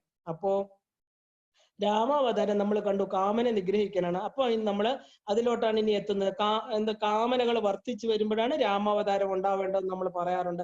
എന്തിനാ ഈ പറഞ്ഞ കർക്കടക മാസം കർമ്മകാണ്ഡം അല്ലേ? നമ്മൾ ജ്ഞാനകാന്ഡം 6 മാസം, 6 മാസം കർമ്മകാന്ഡം. അപ്പൊ കർമ്മങ്ങൾ നമ്മൾ ചെയ്യാൻ തുടങ്ങുകയാണ് ഈ കർക്കടക മാസം മുതൽ. അപ്പൊ രാമനെ അവതരിപ്പിക്കുന്ന എന്താ? രാമൻ വരുമ്പോ മാത്രമേ നമുക്ക് ഒരു പീസ് ഓഫ് മൈൻഡ്, ഒരു വിക്ഷോഭങ്ങൾ ഇല്ലാത്ത ഒരു മനസ്സ്. അതിലൂടെ നമ്മൾ കർമ്മങ്ങൾ ചെയ്യണം. എന്താ? പ്രായശ്ചിത്ത കർമ്മങ്ങൾ. ഈ കാമകർമ്മങ്ങൾക്കുള്ള പ്രായശ്ചിത്ത കർമ്മങ്ങൾ. അതാണ് ചാതുർമാസ്യം എന്ന് പറയുന്നത്. ഈ 4 മാസം നമ്മൾ ചെയ്യേണ്ടത്, ദേവന്മാർ ഉറങ്ങിയിരിക്കുകയാണ്, അവരുടെ നമുക്ക് അനുഗ്രഹം കിട്ടില്ല. ഈ 4 മാസം നമ്മൾ പ്രായശ്ചിത്ത കർമ്മം ചെയ്ത് പുണ്യം നേടിക്കൊള്ളണം. ഈ ചെയ്യുന്ന കർമ്മങ്ങൾക്ക് എപ്പോഴാ പുണ്യം നമുക്ക് കിട്ടുന്നത്? ജനുവരി മുതൽ ഈ ദേവന്മാർ ഉത്തരായന കാലത്ത് അവർ കണ്ണു തുറക്കുമ്പോൾ നമ്മുടെ ഈ കർമ്മങ്ങൾ കണ്ട് അവർ സന്തോഷിച്ച് നമ്മളെ എന്ത് ചെയ്യും? അനുഗ്രഹിക്കും. അപ്പൊ കാമനകള് ഇല്ലാതിരിക്കാൻ വേണ്ടിയിട്ടാണ് വ്രതം എന്ന് പറയുന്നത്. ഒന്നില് ഉറപ്പിച്ചു നിൽക്കുന്നത് നമ്മുടെ മനസ്സ്. ഈ 4 മാസം ദേവന്മാരും ഇല്ലാത്തതുകൊണ്ട് പ്രൊട്ടക്ഷൻ ഇല്ല, നമുക്ക് ഡയറക്റ്റ് അനുഗ്രഹം കിട്ടില്ല. അതുകൊണ്ട് നമ്മൾ എപ്പോഴും നമ്മുടെ മനസ്സിനെ കർമ്മത്തിൽ, അതായത് ആ ഈശ്വര പൂജയില്, ഈശ്വര കർമ്മങ്ങളിൽ ലയിപ്പിച്ച് നിർത്തുമ്പോൾ ഈ പറഞ്ഞ കാമം നമ്മളെ ബാധിക്കില്ല. ഇനി നമുക്ക് വീണ്ടും സീതയുടെ അടുത്തോട്ട് പോവാം. മന്ധരയും കൈകയും ഒന്നും നമ്മൾ ശപിക്കേണ്ട. അപ്പൊ സീതാ ലക്ഷ്മണന്മാര് നമുക്ക് ഓരോ നിയോഗമാണെന്ന് മനസ്സിലാക്കി കഴിഞ്ഞാൽ ആരോടും നമുക്ക് വൈരമില്ല. അപ്പോ രാമൻ, സീത, ലക്ഷ്മണൻ പഞ്ചവടിയിൽ എത്തുന്നു. പഞ്ചവടിയിലേക്ക് പോകുന്നത് അഗസ്ത്യൻ പറഞ്ഞിട്ടാണ്. അഗസ്ത്യൻ സാധാരണക്കാരനല്ല, സൂര്യവംശജനാണ്. രാവണ യുദ്ധത്തിൽ രാമൻ തളർന്നപ്പോൾ സൂര്യന് ആദിത്യ ഹൃദയ മന്ത്രം ഉപദേശിച്ചു കൊടുത്ത ആളാണ് അഗസ്ത്യൻ. ആർക്ക്? രാമന്. അത്ര ഉയർന്ന തലത്തിലുള്ള ആളാണ് നമ്മുടെ അഗസ്ത്യൻ. അപ്പൊ ആയുധങ്ങള്, ദിവ്യ മന്ത്രങ്ങളും ഒക്കെ കൊടുക്കാൻ കഴിവുള്ള ആളാണ് അഗസ്ത്യൻ. ആള് കുള്ളനാണെങ്കിലും അദ്ദേഹത്തിന് അങ്ങനെ അതിൽ മുഴുവനും ശക്തിയാണ് അടങ്ങിയിരിക്കുന്നത്. ദേവി ഭാഗവതത്തിൽ ഒരിക്കലും നമ്മൾ പറയണു, മേരു എന്ന ഹിമവാൻ, മേരു പർവ്വതം നമ്മൾ കണ്ടിട്ടില്ലേ? ഹിമവാൻ എന്ന് കേട്ടിട്ടുള്ള ആ ഹിമവാനെക്കാളും വിന്ധ്യാ പർവ്വതം ഒന്ന് തല ഉയർത്തിപ്പിടിച്ച് വളർന്നു. പർവ്വതം വളരുക എന്നൊക്കെ പറയുന്നത് യോഗശാസ്ത്രമാണ്. അതൊക്കെ നമുക്ക് പിന്നെ നമ്മുടെ മേരുദണ്ഡം, അതിനകത്ത് പല പല എന്താ പറയുക ശിഖരങ്ങളുണ്ട്. ആ ശിഖരങ്ങളെയൊക്കെ പറ്റി പഠിക്കുമ്പോൾ മാത്രമേ അതിനെ പറയാൻ പറ്റൂ. അല്ലാതെ നമ്മൾ വിചാരിക്കും പർവ്വതം വളരും, ഒരിക്കലും ഇല്ല. നമ്മുടെ ഉള്ളിലുള്ള അകം എന്ന് പറഞ്ഞ ആ ഒരു ഈഗോ അത് വളരുന്നതാണ് ഈ പറയുന്നത്. അപ്പൊ വിന്ധ്യൻ വളർന്നു എന്നും അത് സൂര്യന്റെ സഞ്ചാരത്തെ തടഞ്ഞു എന്നും കഥ. ഇത് ശരിക്കും പറഞ്ഞാൽ നല്ലവണ്ണം എക്സ്പ്ലെയിൻ ചെയ്യണമെങ്കിൽ 1 മണിക്കൂർ വേണം. ഇത് യോഗമാർഗമാണ്. അപ്പൊ നമ്മൾ ഇങ്ങനെ ഇപ്പൊ കഥ കേട്ടിട്ട് പോവാം. സൂര്യന്റെ സഞ്ചാരം നമുക്ക് പ്രാണനെ കിട്ടാതെ, സൂര്യനിൽ നിന്നാണ് പ്രാണശക്തി കിട്ടുന്നത്. അതിന് ഭംഗം വന്നു, കൂരിരുട്ടിലായി. അപ്പൊ അവിടെ ജീവജാലങ്ങൾ നശിക്കാനിടയായി. അപ്പോഴാണ് അഗസ്ത്യനെ ആര് പറഞ്ഞയക്കുന്നു? ശിവഭഗവാൻ പറഞ്ഞയക്കുകയാണ് അങ്ങോട്ട്. സാക്ഷാൽ കാശീനാഥനായിട്ടുള്ള കൈലാസേശ്വരൻ പറയുകയാണ് തന്റെ ഭക്തനായ അഗസ്ത്യനെ വിളിച്ചിട്ട് വിന്ധ്യന്റെ അഹങ്കാരത്തെ നശിപ്പിക്കൂ. അങ്ങനെ അകം എന്ന് പറഞ്ഞ പർവ്വതത്തിന്റെ ഗർവത്തെ നശിപ്പിച്ചാൽ അദ്ദേഹത്തിന്റെ പേരെന്തായി? അഗസ്ത്യൻ. അതുകൊണ്ടാണ് അങ്ങനെ അഗസ്ത്യൻ എന്ന് പേര് കിട്ടിയത്. അങ്ങനെയുള്ള ഒരു അഗസ്ത്യന്റെ നിർദ്ദേശപ്രകാരം രാമൻ എന്ത് ചെയ്യുന്നു? പഞ്ചവടിയിൽ പ്രവേശിച്ച് ഇവിടെ വെച്ചിട്ടാണ് ഖരദൂഷണത്തിൽ ശിരസുകളെ യുദ്ധം ചെയ്യുന്നത്. നമുക്ക് കാണാം 3 പേരും യുദ്ധത്തിന് പ്രേരിപ്പിക്കുന്ന ആരാണ്? രാവണന്റെ ഭഗിനി, അനിയത്തിയായിട്ടുള്ള ശൂർപ്പണഖ ആണ്. ഈ ശൂർപ്പണഖ ആരാണ്? കൈകസി എന്ന് പറഞ്ഞ രാവണന്റെ അമ്മ. കൈകസിക്ക് 3 പുത്രന്മാരാണ്, രാവണൻ, കുംഭകർണൻ, വിഭീഷണൻ. 3 സഹോദരങ്ങളുടെ ഏക സഹോദരിയാണ് ആര്? ശൂർപ്പണഖ. അപ്പോ ഇവള് കാട്ടിൽ ഇങ്ങനെ അലഞ്ഞു നടക്കും. അവർക്കെല്ലാം രാക്ഷസന്മാർക്കൊരു പ്രത്യേകത ഉണ്ട്. അവര് ഒരിടത്ത് ഇരിക്കില്ല. അവർക്ക് കോൺസെൻട്രേറ്റ് ചെയ്ത് തപസ്സൊന്നും ചെയ്യാൻ പറ്റില്ല. അവരിങ്ങനെ കാട്ടിൽ അലഞ്ഞു നടക്കുമ്പോൾ പഞ്ചവടിയിൽ സുന്ദരനായിട്ട് ഇരിക്കുന്ന രാമനെ കാണുന്നു, സുന്ദരിയായിരിക്കുന്ന ഭാര്യ സീതയെ കാണുന്നുണ്ട്. ഇല്ലേ? കാമപരവശയായിട്ടുള്ള ശൂർപ്പണഖ രാമനോട് എന്ത് ചെയ്യുന്നു? വിവാഹ അഭ്യർത്ഥന നടത്തുന്നു. നോക്കൂ, എന്തെങ്കിലും ഒരു ബോധമുണ്ടോ? ഭാര്യയുമായിട്ടിരിക്കുന്ന ഒരു ഭർത്താവിന്റെ അടുത്ത് ചെന്ന് ഒരു രാക്ഷസി, അതാണ് പറയുന്നത് രാക്ഷസീയ ഭാവം, എന്താഗ്രഹിച്ചോ അത് നടത്തുക. അവിടെ ചെന്നിട്ട് രാമനോട് ഒരു വിവാഹ അഭ്യർത്ഥന നടത്തുകയാണ്. രാമൻ പറയണു താൻ വിവാഹിതനാണ്, നോക്കൂ എന്റെ ഭാര്യയാണ് എന്റെ കൂടെ ഇരിക്കുന്നത്, എനിക്കൊരു സഹോദരനുണ്ട് ലക്ഷ്മണനാ, ആ ലക്ഷ്മണന്റെ അടുത്തേക്ക് പോകൂ. അപ്പോ ലക്ഷ്മണന്റെ അടുത്ത് ചെന്ന് ശൂർപ്പണഖ വീണ്ടും അവിടെ എവിടെയെങ്കിലും നമ്മൾ കേട്ടിട്ടുണ്ടോ ഒരു സ്ത്രീ പുരുഷന്റെ അടുത്ത് എന്താ പറയുക വിവാഹ അഭ്യർത്ഥന? പണ്ടത്തെ കാലത്തില്ല, ഒരിക്കലും ഇല്ല. നമ്മൾ എപ്പോഴും പറയും പുരുഷൻ സ്ത്രീയെ തേടി വരണം, സ്ത്രീ പുരുഷനെ തേടി പോകാറില്ല.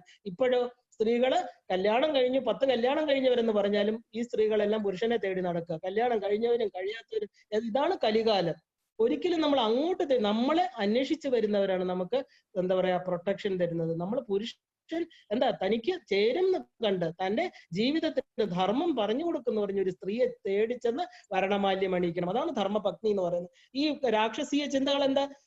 ഭർത്താവ് കല്യാണം കഴിഞ്ഞ ഒരാളുടെ അടുത്ത് ചെന്ന് വിവാഹം ചോദിക്കുന്നു, ചുമ്മാ ഇരിക്കുന്ന ഒരു മനുഷ്യന്റെ അടുത്ത്, അയാൾ കല്യാണം കഴിച്ചോന്ന് പോലും അറിയില്ല, അദ്ദേഹത്തിന്റെ അടുത്തും ചെന്ന് നോക്കൂ. എത്ര തെറ്റായിട്ടുള്ള കർമ്മങ്ങൾക്ക് തെറ്റായിട്ടുള്ള ഫലം കിട്ടുന്നു. അതാണ് നമ്മൾ മനസ്സിലാക്കേണ്ടത്. അല്ലാതെ ഇതിനകത്ത് ഈ പറഞ്ഞ ഓരോ കഥാപാത്രങ്ങളുടെ വേഷങ്ങളല്ല. നമ്മൾ എന്താ തെറ്റായിട്ടുള്ള കർമ്മങ്ങൾ ചെയ്യാൻ പാടില്ല. ഈ ശൂർപ്പണഖ നേരെ ചെന്നിട്ട് എന്താ ലക്ഷ്മണന്റെ അടുത്ത് ചോദിക്കുന്നു എന്നെ വിവാഹം കഴിക്കാൻ. അപ്പൊ ഉടനെ അദ്ദേഹം പറയുന്നു ഞാൻ ബ്രഹ്മചര്യം അനുഷ്ഠിക്കുകയാണ്, ജ്യേഷ്ഠന്റെ കൂടെ കാട്ടിൽ വന്നാണ്, ജ്യേഷ്ഠനെയും ജ്യേഷ്ഠത്തിയമ്മയും രക്ഷിക്കുകയാണ്, എനിക്ക് ഭാര്യയുണ്ട്, നാട്ടിലാണ്, അതുകൊണ്ട് ദയവേ തന്നെ ഉപദ്രവിക്കരുതെന്ന് ഒഴിവ് കഴിവ് പറയുന്നു. അപ്പൊ എന്താ പണ്ട് നമ്മൾ കണ്ടിട്ടില്ലേ അമ്പ ഇങ്ങനെ പലരും ഉപേക്ഷിച്ച് അവസാനം കൈ പിടിച്ചു എന്നും പറഞ്ഞ് ഭീഷ്മരുടെ പിറകെ പോയി, എല്ലാവരുടെയും പിറകെ എത്രയും വലിയൊരു രാജകുമാരി അതുപോലെ അങ്ങോട്ടും ഇങ്ങോട്ടും ഇട്ട് തട്ടുക. ഒരു നല്ല ജീവിതമുള്ള ഒരു സ്ത്രീ ആയിരുന്നു അമ്പ. അവസാനം എന്താ അടുത്ത ജന്മം ശിഖണ്ഡിയായിട്ട് വരികയാണ് പാപം, ആ ഒരു ദേഷ്യം തീർക്കാൻ. അതായത് ഒരു വിവാഹം ഒരു സ്ത്രീയെ സംബന്ധിച്ച് ശരിക്കും വലിയൊരു ജീവിതത്തിന്റെ വഴിത്തിരിവാണ് അല്ലെ. അത് ഇല്ലാതാവുമ്പോൾ അവള് എന്താ പറയുക ഒരു വലിയ ഒരു ക്രോധത്തോടു കൂടി ആ ആളിനെ നശിപ്പിക്കാൻ, തന്റെ കൈ പിടിച്ചതാണ് ഭീഷ്മര്, അതുകൊണ്ടാണ് അദ്ദേഹത്തെ നശിപ്പിക്കണം എന്ന് പറഞ്ഞ് വേറൊരു ജന്മമെടുത്ത് ശിഖണ്ഡിയായിട്ട് വന്ന് നിൽക്കുക. ശിഖണ്ഡി എന്ന് പറഞ്ഞാൽ ആണും പെണ്ണും അല്ലാത്തത്. ഭീഷ്മര് യുദ്ധം ചെയ്യില്ല, അമ്പ് താഴെ വെക്കും. അങ്ങനെ നോക്കൂ എത്രത്തോളം ആ കാമത്തിന് ഒരാളെ നശിപ്പിക്കാൻ ജന്മങ്ങൾ കൊടുക്കാനുള്ള കഴിവുണ്ടെന്ന്. അതുപോലെ തന്നെയാണ് ഈ ശൂർപ്പണഖ എന്താ അന്ന് ലക്ഷ്മണനെ അങ്ങ് വളരെ ദേഷ്യത്തോടു കൂടി തന്നെ വിവാഹം കഴിക്കണം എന്ന് അങ്ങോട്ട് പറയുകയാണ്. അപ്പൊ അദ്ദേഹം എന്ത് ചെയ്തു? നിവർത്തിയില്ലാതായപ്പോ ഈ ശൂർപ്പണഖ എന്ത് ചെയ്തു? ഈ രാമന്റെ അടുത്ത് പോയി ലക്ഷ്മണൻ അങ്ങോട്ട് പോയി ഒരു പന്ത് തട്ടും പോലെ രാമലക്ഷ്മണന്മാർ അങ്ങോട്ടും ഇങ്ങോട്ടും ഇട്ട് തട്ടി, നാണമില്ലാതെ അവരിങ്ങനെ തട്ടിക്കളിച്ചപ്പോ അവർക്ക് ഭയങ്കരമായിട്ട് ദേഷ്യം വന്ന് ഈ ശൂർപ്പണഖ സീതയെ ആക്രമിക്കാൻ തുടങ്ങി. ഈ സ്ത്രീയാണ് ഇതിനെല്ലാം കാരണം. ഈ സ്ത്രീയെ കൊന്നു കഴിഞ്ഞാൽ രാമനെങ്കിലും എന്നെ കല്യാണം കഴിക്കും വിചാരിക്കുക. ആ സീതയെ ആക്രമിക്കാൻ തുടങ്ങിയും ലക്ഷ്മണൻ അത് സഹിക്കാൻ പറ്റാതെ ആ അംഗവിച്ഛേദം നടത്തുകയും ചെയ്യണം. ശൂർപ്പണഖയുടെ തന്റെ ചെവി മൂക്കൊക്കെ വെട്ടി മുറുക്കിയാണ്. ഒന്ന് ആലോചിച്ച് നോക്കൂ. ആ ഒരു എന്താ രക്തം ഒലിച്ചുകൊണ്ട് ഒരു സ്ത്രീയെ ഒരിക്കലും അംഗങ്ങൾക്ക് ഭംഗം വരുത്താൻ പാടില്ല എന്നാണ് പുരുഷന്മാര്. കാരണം ആ ഒരു സ്ത്രീയുടെ ശാപം വരും. പക്ഷെ ഇത്രയും വികൃതമായിട്ടുള്ള ഒരു മനസ്സുള്ള ഒരു വ്യക്തിയുടെ ചെയ്യുന്നതിന് സാരമില്ല. കാരണം സീത എന്ന് പറയുന്ന ഒരു സ്ത്രീയെ ആക്രമിക്കാൻ തുടങ്ങുകയാണ്. ഒരു പതിവ്രത രത്നത്തിനെയാണ് മറ്റൊരു സ്ത്രീ ആക്രമിക്കാൻ. അതുകൊണ്ടാണ് ലക്ഷ്മണൻ അത് ചെയ്തത്. ഇല്ലെങ്കിൽ ലക്ഷ്മണൻ ഒരിക്കലും ഒരു സ്ത്രീയെ ദ്രോഹിക്കില്ല. ആ ഒരു എന്താ പറയാ വിരൂപയാക്കി വിടുന്നു. ഉടനെ നേരെ എന്താ ഒരു ഈ പറഞ്ഞ ഖരദൂഷണന്മാര്, ത്രിശിരസുകൾ, 3 പേര് ആ കാട്ടിൽ തന്നെ ഉള്ള രാക്ഷസന്മാരാണ്. ഈ രക്തം ഒലിപ്പിച്ചുകൊണ്ട് അവയവങ്ങളെ വെട്ടിക്കളഞ്ഞു എന്ന് പറഞ്ഞ് കരഞ്ഞുകൊണ്ട് അവിടെ ചെല്ലുകയാണ്. നമുക്കറിയാം ഈ പറഞ്ഞ 3 കൂനുള്ള ഒരു കൂനിയെ നമ്മൾ കണ്ടിട്ടുണ്ട് കുബ്ജ കൃഷ്ണാവതാര കാലത്ത്. അതായത് സുന്ദരിയാക്കിയത് ആരാണ്? കൃഷ്ണനാണ്. അതുപോലെ ഇപ്പൊ ലക്ഷ്മണൻ ആരെ വിരൂപയാക്കുന്നു? ശൂർപ്പണഖയെ. ഒരാളെ സൗന്ദര്യം കൊടുക്കാനും ഒരാളുടെ നല്ല കർമ്മങ്ങൾ കൊണ്ട് ഈ പറഞ്ഞ ആ ഒരു അംഗരാഗം കൊടുത്തു എന്നുള്ള ആ കൃഷ്ണന് കുനിഞ്ഞു നിന്ന് അദ്ദേഹത്തിന് ഇത് എനിക്ക് നെറ്റി പെരട്ടാൻ പറ്റുമോ എന്ന് ചോദിച്ചാൽ ആ കൃഷ്ണന്റെ സ്പർശനം കൊണ്ട്, ദർശനം കൊണ്ട് തന്റെ ആ മനസ്സിന്റെ ചിത്തിന്റെ സ്ഥിതി മാറിയ കുബ്ജയെ ഭഗവാൻ എന്ത് ചെയ്തു? അതിസുന്ദരിയാക്കി മാറ്റി. അതുപോലെ തന്റെ ചീത്തമായിട്ടുള്ള ആ കാമവികാരം കൊണ്ട് അടുക്കുന്ന ഒരാളെ വിരൂപയാക്കാനും ലക്ഷ്മണന് പറ്റും. അതാണ് നമ്മൾ ഇവിടെ കാണുന്നത്. അപ്പോ അംഗഛേദനം നടന്നപ്പോ എന്താ ഒഴുകുന്ന ചോരയുമായിട്ട് ശൂർപ്പണഖ എന്ത് ചെയ്തു? ഈ ഖരദൂഷണ ത്രിശിരസുകളുടെ അടുത്ത്, അവർക്ക് ഒരു വലിയ ആൾക്കാരാണ് കാട്ടിലെ 14,000 വീതം സൈന്യവും എല്ലാം ഉണ്ട്. വളരെ സന്നാഹത്തോടെയൊക്കെ ജീവിക്കുന്നവരാണ്. അവിടെ ചെന്നിട്ട് എന്ത് ചെയ്തു? അവിടെ ചെന്ന് അവരോട് പറഞ്ഞു, നിങ്ങൾ അവരുടെയും ബന്ധുവാണ് ഈ ശൂർപ്പണഖ. പറയണ എന്താ?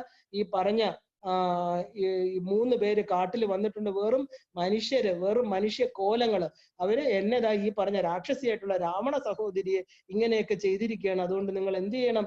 ദേവി ഇത് വന്ന് അവരെ യുദ്ധത്തില് കൊന്നുകളയണം, അവരെ വെച്ചേക്കണ്ടെന്ന് പറയാ. എന്താണ് ആര് വന്ന് പറഞ്ഞു? എന്ത് കാര്യമാണ് പറഞ്ഞത്? എന്താണ് കർമ്മം? ഒന്നും ചിന്തിക്കില്ല. അതാണ് രാക്ഷസീയത. നമ്മളൊരാള് നമ്മുടെ അടുത്ത് ഒരു കാര്യം വന്ന് പറയുമ്പോൾ ആദ്യം ചിന്തിക്കേണ്ടത് ആരാണ് പറഞ്ഞത്. ഈ പറഞ്ഞ വ്യക്തിയെ നമുക്ക് വിശ്വസിക്കാമോ? അവിടെ സ്വന്തമായിട്ടുള്ള ഇഷ്ടങ്ങളുണ്ടോ? പ്രേരണ കുറ്റമാണോ? അതോ അവർക്ക് മറ്റേ വ്യക്തിയുടെ അടുത്തുള്ള ദേഷ്യമാണോ എന്ന് നമ്മൾ വളരെ ക്ലിയർ ആയിട്ട് ചിന്തിച്ചിട്ട് അവിടെ ആക്ഷൻ എടുക്കാവൂ. ഈ ശൂർപ്പണഖ വന്നു, ഈ ചോര ഒലിപ്പിക്കുന്ന കണ്ട് ഉടനെ തന്നെ ഈ പറഞ്ഞ ശൂർപ്പണഖ എന്ന് പറയുന്ന രാക്ഷസിയുടെ വാക്കുകൾ ഇവർ വിശ്വസിക്കുകയാണ്. എന്നിട്ട് ആരാണെന്ന് ചോദിക്കുന്നില്ല. അവിടെ വന്നിരിക്കുന്നത് ആരാണ്? ചോദ്യവും ഇല്ല, ഉത്തരവും ഇല്ല. നമ്മൾ പറയില്ലേ, അതിന്റെ പുറകിൽ ഇറങ്ങി പുറപ്പെടുക. ഇതാണ് ഇവർ ചെയ്തത്. അവർക്ക് അതിനെന്താ ഫലം കിട്ടിയത്? രാമൻ 3.25 നാഴിക കൊണ്ട്, അതായത് 1 മണിക്കൂർ പോലും ഇല്ല, എല്ലാ സൈന്യത്തെയും 3 രാക്ഷസന്മാരെയും വധിച്ചു. അപ്പൊ അവർക്ക് എന്താ? മരണം കാത്തിരിക്കുകയായിരുന്നവര്. ഈ പറഞ്ഞ രാക്ഷസി സ്ത്രീ പറഞ്ഞത് സത്യമാണോ എന്ന് പോലും ചോദിക്കാതെ, നമ്മൾ എപ്പോഴും കാര്യകാരണങ്ങൾ അറിയാതെ ഒന്നിനെ അപ്രോച്ച് ചെയ്യരുത്. എന്താണ് കാര്യം? ഇത് എന്ത് പറ്റി?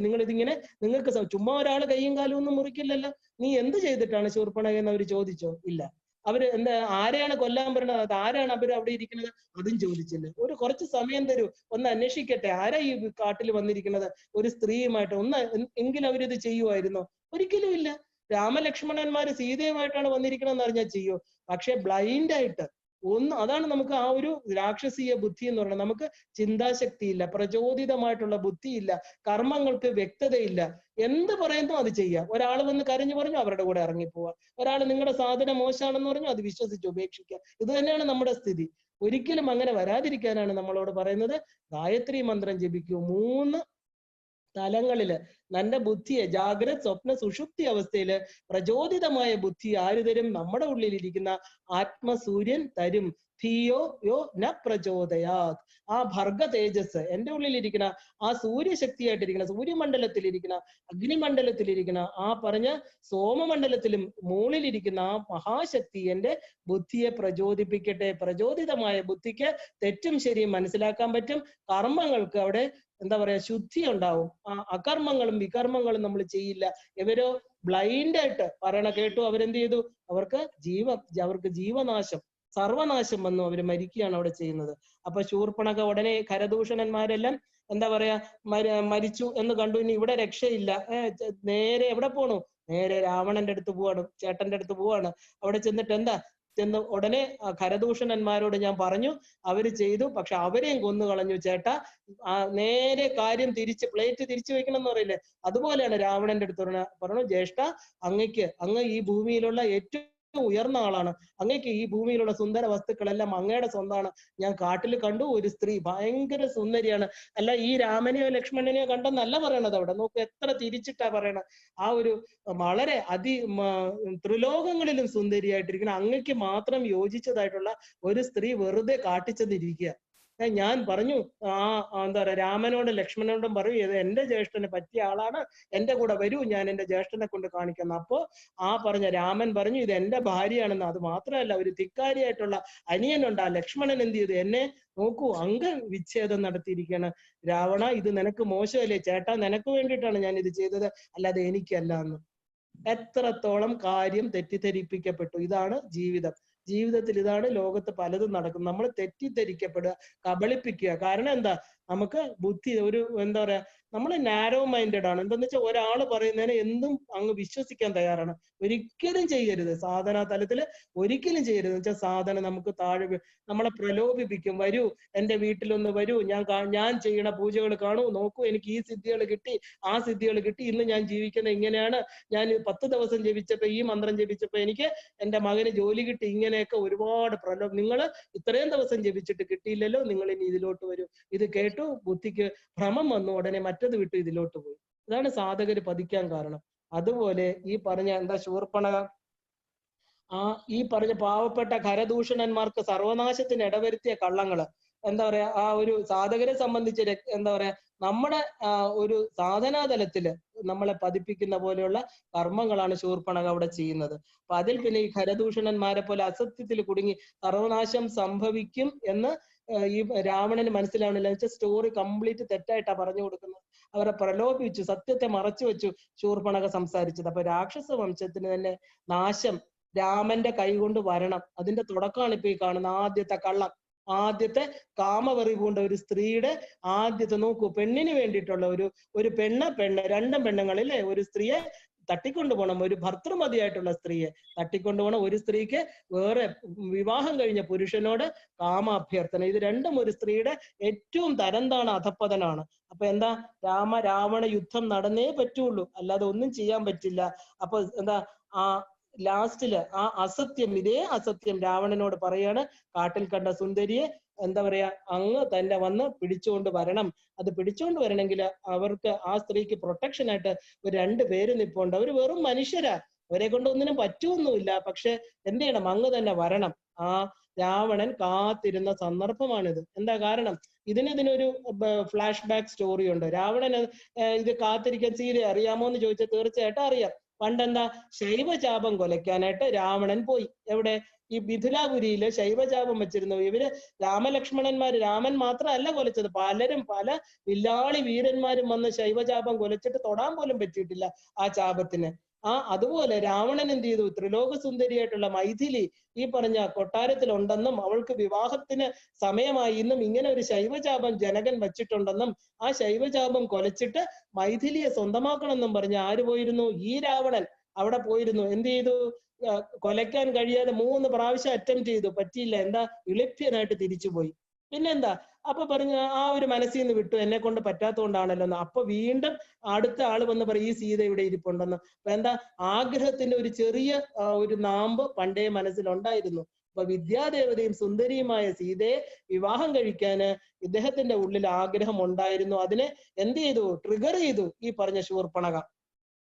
അപ്പൊ ശൂർപ്പണഖയുടെ ഈ വിവരണം കേട്ട ഉടനെ തന്നെ രാവണൻ ചാടി എഴിച്ച് ക്രൂത്തനായിട്ട് പ്രതികരിക്കാൻ തുടങ്ങുകയാണ്. രാമായണത്തിന്റെ അടുത്ത ഘട്ടം അവിടെ തുടങ്ങി. ഒരു ഘട്ടം കഴിഞ്ഞു, അടുത്ത ഘട്ടത്തിൽ നമ്മൾ കയറുകയാണ്. അവിടെ എന്താ, ആരാണ് ഈ പറഞ്ഞ ഈ രാമായണത്തിന്റെ അടുത്ത ഘട്ടം എന്ന് പറയുന്നത്, വേദവതി, രംഭ തുടങ്ങിയവരുടെ ശാപമുണ്ട്. നമ്മളത് ആദ്യം അറിയണം. രാവണന് ഈ വേദവതിയും രംഭയും, 2 കാണുന്ന സ്ത്രീകളുടെയൊക്കെ പുറകെ പോകുക ഒരു രാക്ഷസീയ സ്വഭാവമാണല്ലോ. അപ്പൊ ഈ വേദവതിയും രംഭയും രാവണൻ ഒരു ശാപം കൊടുത്തിട്ടുണ്ട്.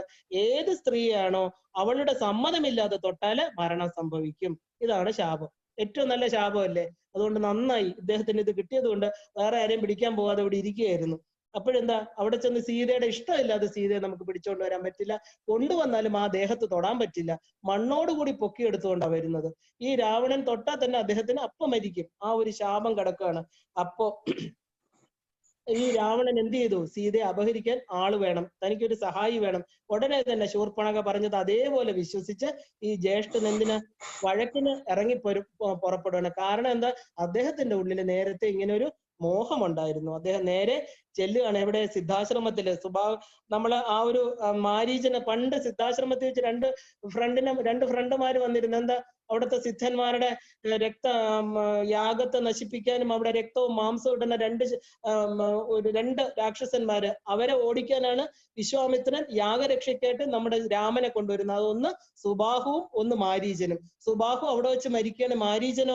മാരീചൻ എന്ന് പറഞ്ഞ ആള് ഈ പറഞ്ഞ സ്തംഭനാവസ്ഥയിൽ അദ്ദേഹത്തെ അപ്രത്യക്ഷപ്പെടുകയാണ്. അതായത് മാരീചൻ രാമന്റെ അസ്ത്രമേറ്റ് എത്ര 100 യോജന അകലെ സമുദ്രത്തിൽ പതിക്കുകയാണ്. ഒന്ന് ആലോചിച്ച് നോക്കൂ.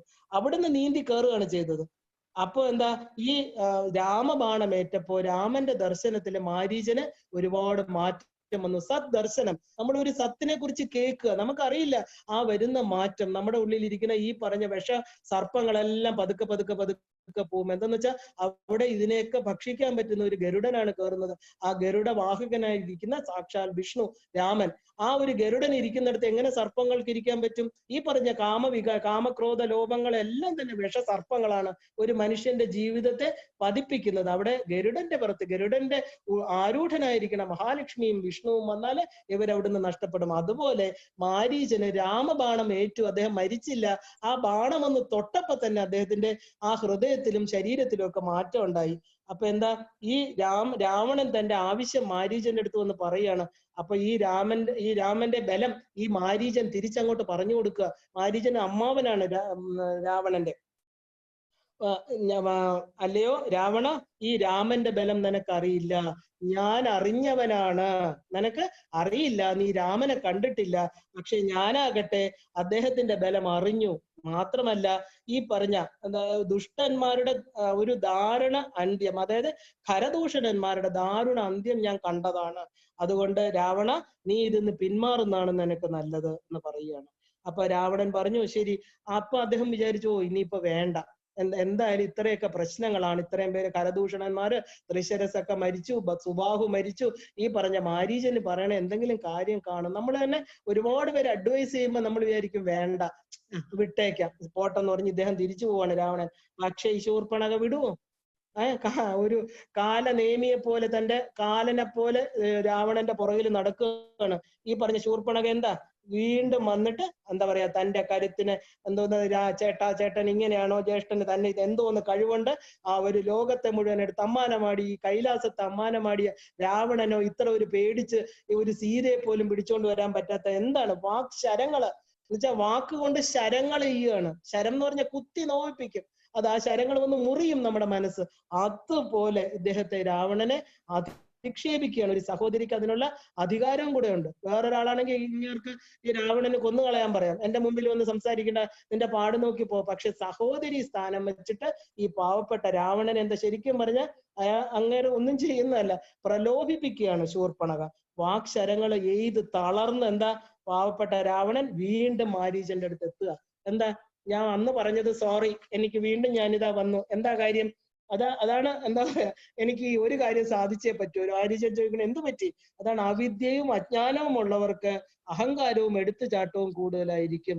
ഈ അഹങ്കാരത്തിൽ എടുത്ത് ചാടുന്നവരെ ആലോചിച്ചോളുക, അവർക്ക് അവിദ്യയുണ്ട്, അവർക്ക് അജ്ഞാനവും ഉണ്ട്. അവരുമായിട്ട് സഹകരിക്കുന്നവരെന്താ സർവനാശം വരും. ഈ പറഞ്ഞ മാരീചന്റെ അടുത്ത് വീണ്ടും രാവണൻ വരണം. ഈ മാരീചൻ അതായത് സാധകർ എവിടെ എടുക്കേണ്ടത് ഇങ്ങനെയുള്ളവരുമായിട്ട്, കർമ്മബോധമില്ലാത്തവരുമായിട്ട് അവരെന്താ ക്രൂദ്ധനാം സർപ്പത്തേക്കാൾ ഏറ്റവും ഭയക്കണം. സത്യധർമാദികൾ വെടിഞ്ഞീടിന പുരുഷനെ ക്രൂദ്ധനാം സർപ്പത്തേക്കാൾ ഏറ്റവും ഭയക്കണം. അവര് ദംശിച്ചു കഴിഞ്ഞാൽ, അവര് നമ്മളില് വിഷം കുത്തിവെച്ചു കഴിഞ്ഞാൽ സർവനാശം ആണ് ഫലം. അപ്പോ സഹോദരിയുടെ പ്രേരണ വീണ്ടും വന്നപ്പോ എന്ത് ചെയ്തു? കാമമോഹിതനായിട്ട് അല്ലെങ്കിൽ പോലും തന്റെ അഭിമാനത്തിന് ക്ഷതമേറ്റു. ശരിക്കും മനസ്സിൽ നിന്ന് വിട്ടതാണ്. സീതയെ പോലെ സുന്ദരിയാണ് ഭാര്യ മണ്ഡോദരി. അപ്പൊ വിട്ട ആളിനെ വീണ്ടും എന്ത് ചെയ്തു? വീണ്ടും ദംശിച്ചു. ആര്? ഈ പറഞ്ഞ ശൂർപ്പണയാകുന്ന കാമത്തിന്റെ സന്തതി വന്ന് വീണ്ടും അദ്ദേഹത്തിനെ എന്താ തളർത്തിയ മനസ്സ് തളർത്തി കളഞ്ഞു അദ്ദേഹത്തെ. ഇനി എനിക്ക് ഇങ്ങനെ ഒരു വാക്കുകൾ കേട്ട് ഞാൻ എന്തിനാ ജീവിച്ചിരിക്കുന്നത് എന്നൊക്കെ വരെ വിചാരിച്ചു പോയി. അങ്ങനെ വീണ്ടും മാരീചനെ കാണുകയാണ്. കാട്ടിലെത്തിയ രാവണൻ അവിടെ എന്താ വന്നപ്പോ എന്താ കണ്ടത്? ആദ്യം കണ്ട മാരീചനല്ല ഇപ്പോ. മാരീചൻ ആശ്രമത്തിൽ ഒരു താമസിക്കുന്നു. മാരീചൻ എന്ന് പറയുന്ന രാക്ഷസന് വന്ന മാറ്റം, രാമബാണമേറ്റു രാമദർശനത്തില്.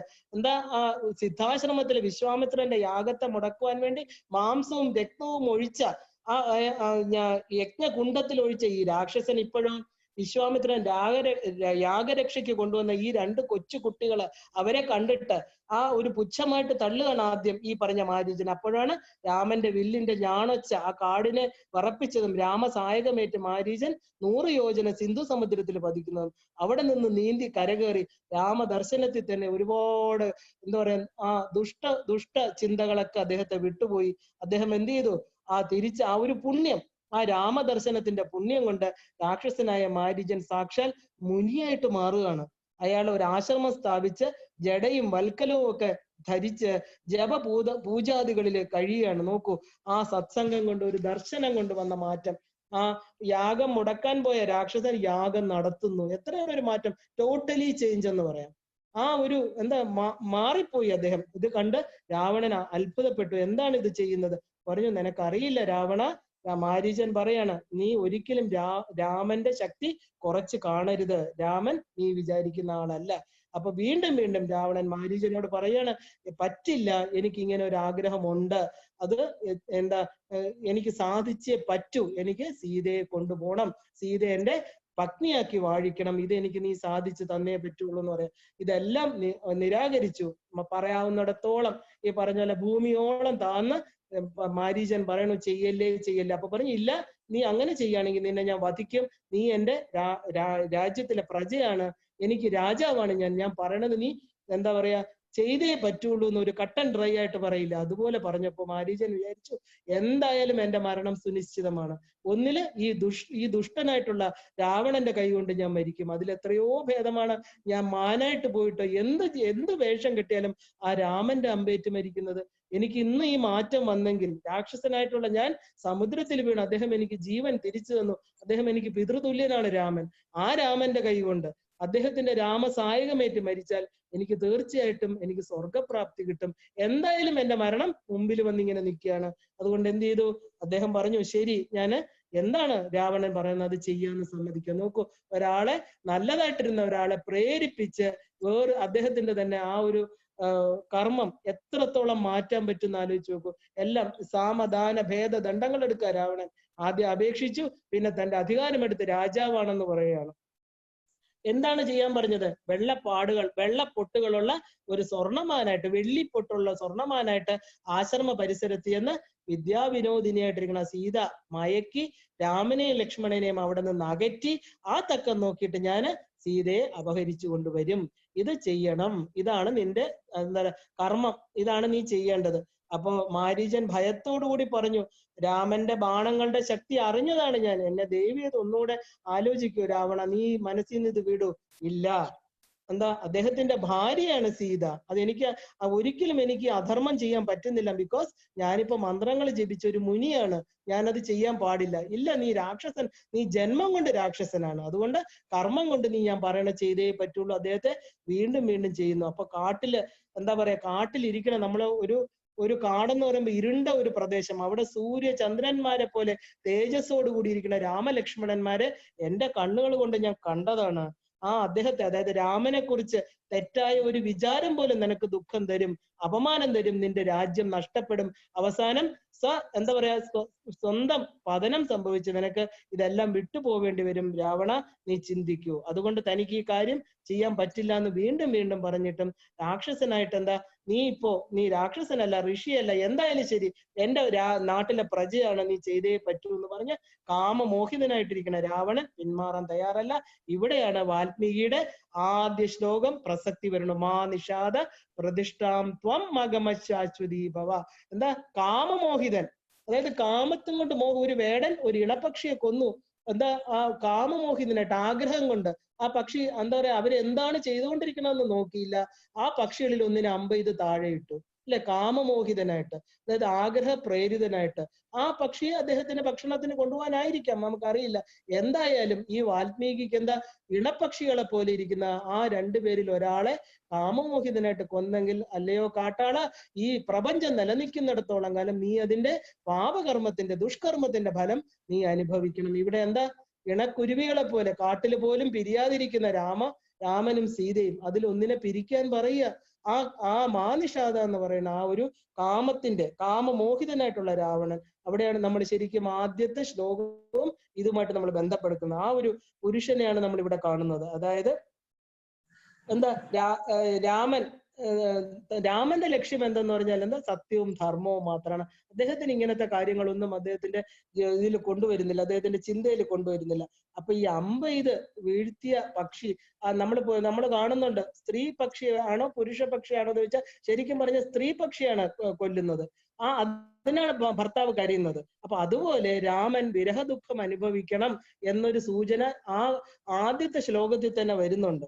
അപ്പോ എന്താ പറയാ, ഈ കർമ്മത്തിന് മാരീചനെ നിഷേധം പറഞ്ഞിട്ടും മാരീചനെ തന്റെ ചന്ദ്രഹാസം കൊണ്ട് ഭയപ്പെടുത്തി രാവണൻ വശംവദനാക്കുകയാണ്, ഭീഷണിപ്പെടുത്തുകയാണ്. കാമമോഹിതനാണ്. കാമമോഹിതനും മരണം അടുത്തവരോടും ഒന്നും പറഞ്ഞിട്ട് കാര്യമില്ല. എന്നുവെച്ചാൽ അവര് കേൾക്കില്ല. അവർക്ക് അതിന്റെ അവസാനം കണ്ടേ തീരുള്ളൂ. അങ്ങനെ മാരീചൻ സ്വർണമാലിന്റെ വേഷമിട്ട് പഞ്ചവടിയിലെ സീതയെ മോഹിപ്പിക്കാൻ എത്തുകയാണ്. എന്താ പറയാ, പാവപ്പെട്ട സീത അവർക്ക് മായയുടെ ഒരു ആവരണം വന്ന് വീഴാൻ പോവുകയാണ്. തന്റെ കർമ്മങ്ങളുടെ, തന്റെ ആ ധർമ്മ പത്നി പദത്തിൽ നിന്ന് മായാമോഹിതയായിട്ട് വധിക്കാൻ പോവുകയാണ്. നമ്മൾ ഓരോരുത്തരും സാധനയുടെ തലത്തില് തന്റെ ധർമ്മമാകുന്ന ഭർത്താവിന്റെ കൂടെ നമ്മളെ ശരിക്കും ഒരു സാധനയിൽ എന്ന് പറഞ്ഞാൽ ആ ഭർത്താവ് എന്ന് പറയുന്ന സ്ഥാനത്ത് ശിവപദത്തിലേക്ക് പോലുകാൻ, അമ്മയുടെ പാദസ്പർശം തേടി അമ്മയുടെ മന്ത്ര സാധന ചെയ്യണം നമ്മൾ ഓരോരുത്തരും. വളരെ വളരെ ധർമ്മത്തിന്റെ പടികൾ ചവിട്ടിയില്ലെങ്കിൽ ഈ പറഞ്ഞ പോലെ സീതയ്ക്ക് പതിച്ചതുപോലെ കാമം കൊണ്ട് മോഹിതരായിട്ട് എന്ത് ചെയ്യും, അതിന് പ്രായശ്ചിത്ത കർമ്മങ്ങൾ ചെയ്തേ നമുക്ക് ഓരോ ജന്മങ്ങൾ കഴിഞ്ഞിട്ട് അടുത്ത പടിയിലോട്ട് കയറാൻ പറ്റൂ. അപ്പൊ മാരീചൻ സ്വർണമാനിന്റെ വേഷമിട്ട് എന്ത് ചെയ്തു, പഞ്ചവടിയിൽ വന്നു. നമുക്കിന്ന് നാളെ ഇനി എന്താ കാണണമെന്ന് നമുക്ക് നോക്കാം. ഈ പഞ്ചവടിയിൽ സീതയെ എന്താ രാവണൻ വേഷം മാറി വരുന്നു, സീതയെ പിടിച്ചുകൊണ്ട് പോണു. പിന്നെ അങ്ങോട്ട് എന്താ ഓരോ കാണ്ഡങ്ങളും നമ്മൾ പറഞ്ഞു നിയോഗം, വിയോഗം, സംയോഗം, യോഗം, ഇങ്ങനെ പല പല തട്ടിലാണ് രാമായണം പൊക്കോണ്ടിരിക്കുന്നത്. ഒരു ഭാര്യാഭർത്തൃ ബന്ധത്തിൽ ഏറ്റവും വലിയ വിയോഗം സംഭവിക്കാൻ പോവാണ്. അതെന്തിനു വേണ്ടിയിട്ടായിരുന്നു? ആ വിയോഗം സംഭവിച്ചെങ്കിൽ മാത്രമേ തന്റെ കർമ്മശുദ്ധി വരുത്തി ആ അഗ്നിയിൽ സ്ഫുടം ചെയ്ത് തന്റെ കർമ്മങ്ങളെ തെറ്റാണെന്ന് മനസ്സിലാക്കിയിട്ട് ആ രാമപദത്തിൽ സീതയ്ക്ക് മനസ്സിന് ബുദ്ധിയോട് ചേർന്ന് ജീവാത്മാവിന് പരമാത്മാവിനോട് ചേർന്ന് ഏകമായിട്ടിരുന്ന ആ മോക്ഷപദത്തിൽ എത്താൻ പറ്റൂ, ആ കൈവല്യ പദത്തിൽ എത്താൻ പറ്റൂ. നമ്മൾ കാണുന്നുണ്ട്. ഇനി അടുത്ത നാളെ ഈ പറഞ്ഞ പൊന്മാൻ എന്താണ് അവിടെ ചെയ്യുന്നത്? സീതയുടെ ആഗ്രഹം എന്തായിരുന്നു? സീതയുടെ വാവിൽ നിന്ന് വന്ന ആ ലക്ഷ്മണ കുമാരനെ പറ്റി ഭത്സിച്ചത്. മായ വരുമ്പോ നാവിൽ എന്താ വരണമെന്ന് നമുക്കറിയില്ല, എന്താ സംസാരിക്കണമെന്ന് അറിയില്ല. അപ്പൊ നമുക്ക് ഇതെല്ലാം സംഭവിക്കാമെന്ന് മനസ്സിലാക്കിക്കൊണ്ട് നമ്മൾ ഓരോരുത്തർക്കും രാമായണം നമ്മുടെ സാധനാ തലത്തിൽ നമുക്ക് ഉയരാനും ഉയർന്ന് നമ്മുടെ മഹാശക്തിയായിട്ടിരിക്കുന്ന ലളിതാ ത്രിപുരസുന്ദരി പാദപത്മങ്ങളിൽ എത്താനും സാധകരായിട്ടുള്ള നമുക്ക് ഓരോരുത്തർക്കും ഈ രാമായണവും ഇതിലെ കരുക്കളായിട്ടിരിക്കുന്ന കഥാപാത്രങ്ങളും വഴികാട്ടിയാവട്ടെ എന്ന് ഓരോരുത്തർക്കും പ്രാർത്ഥിച്ചുകൊണ്ട് ശ്രീമാത്രേ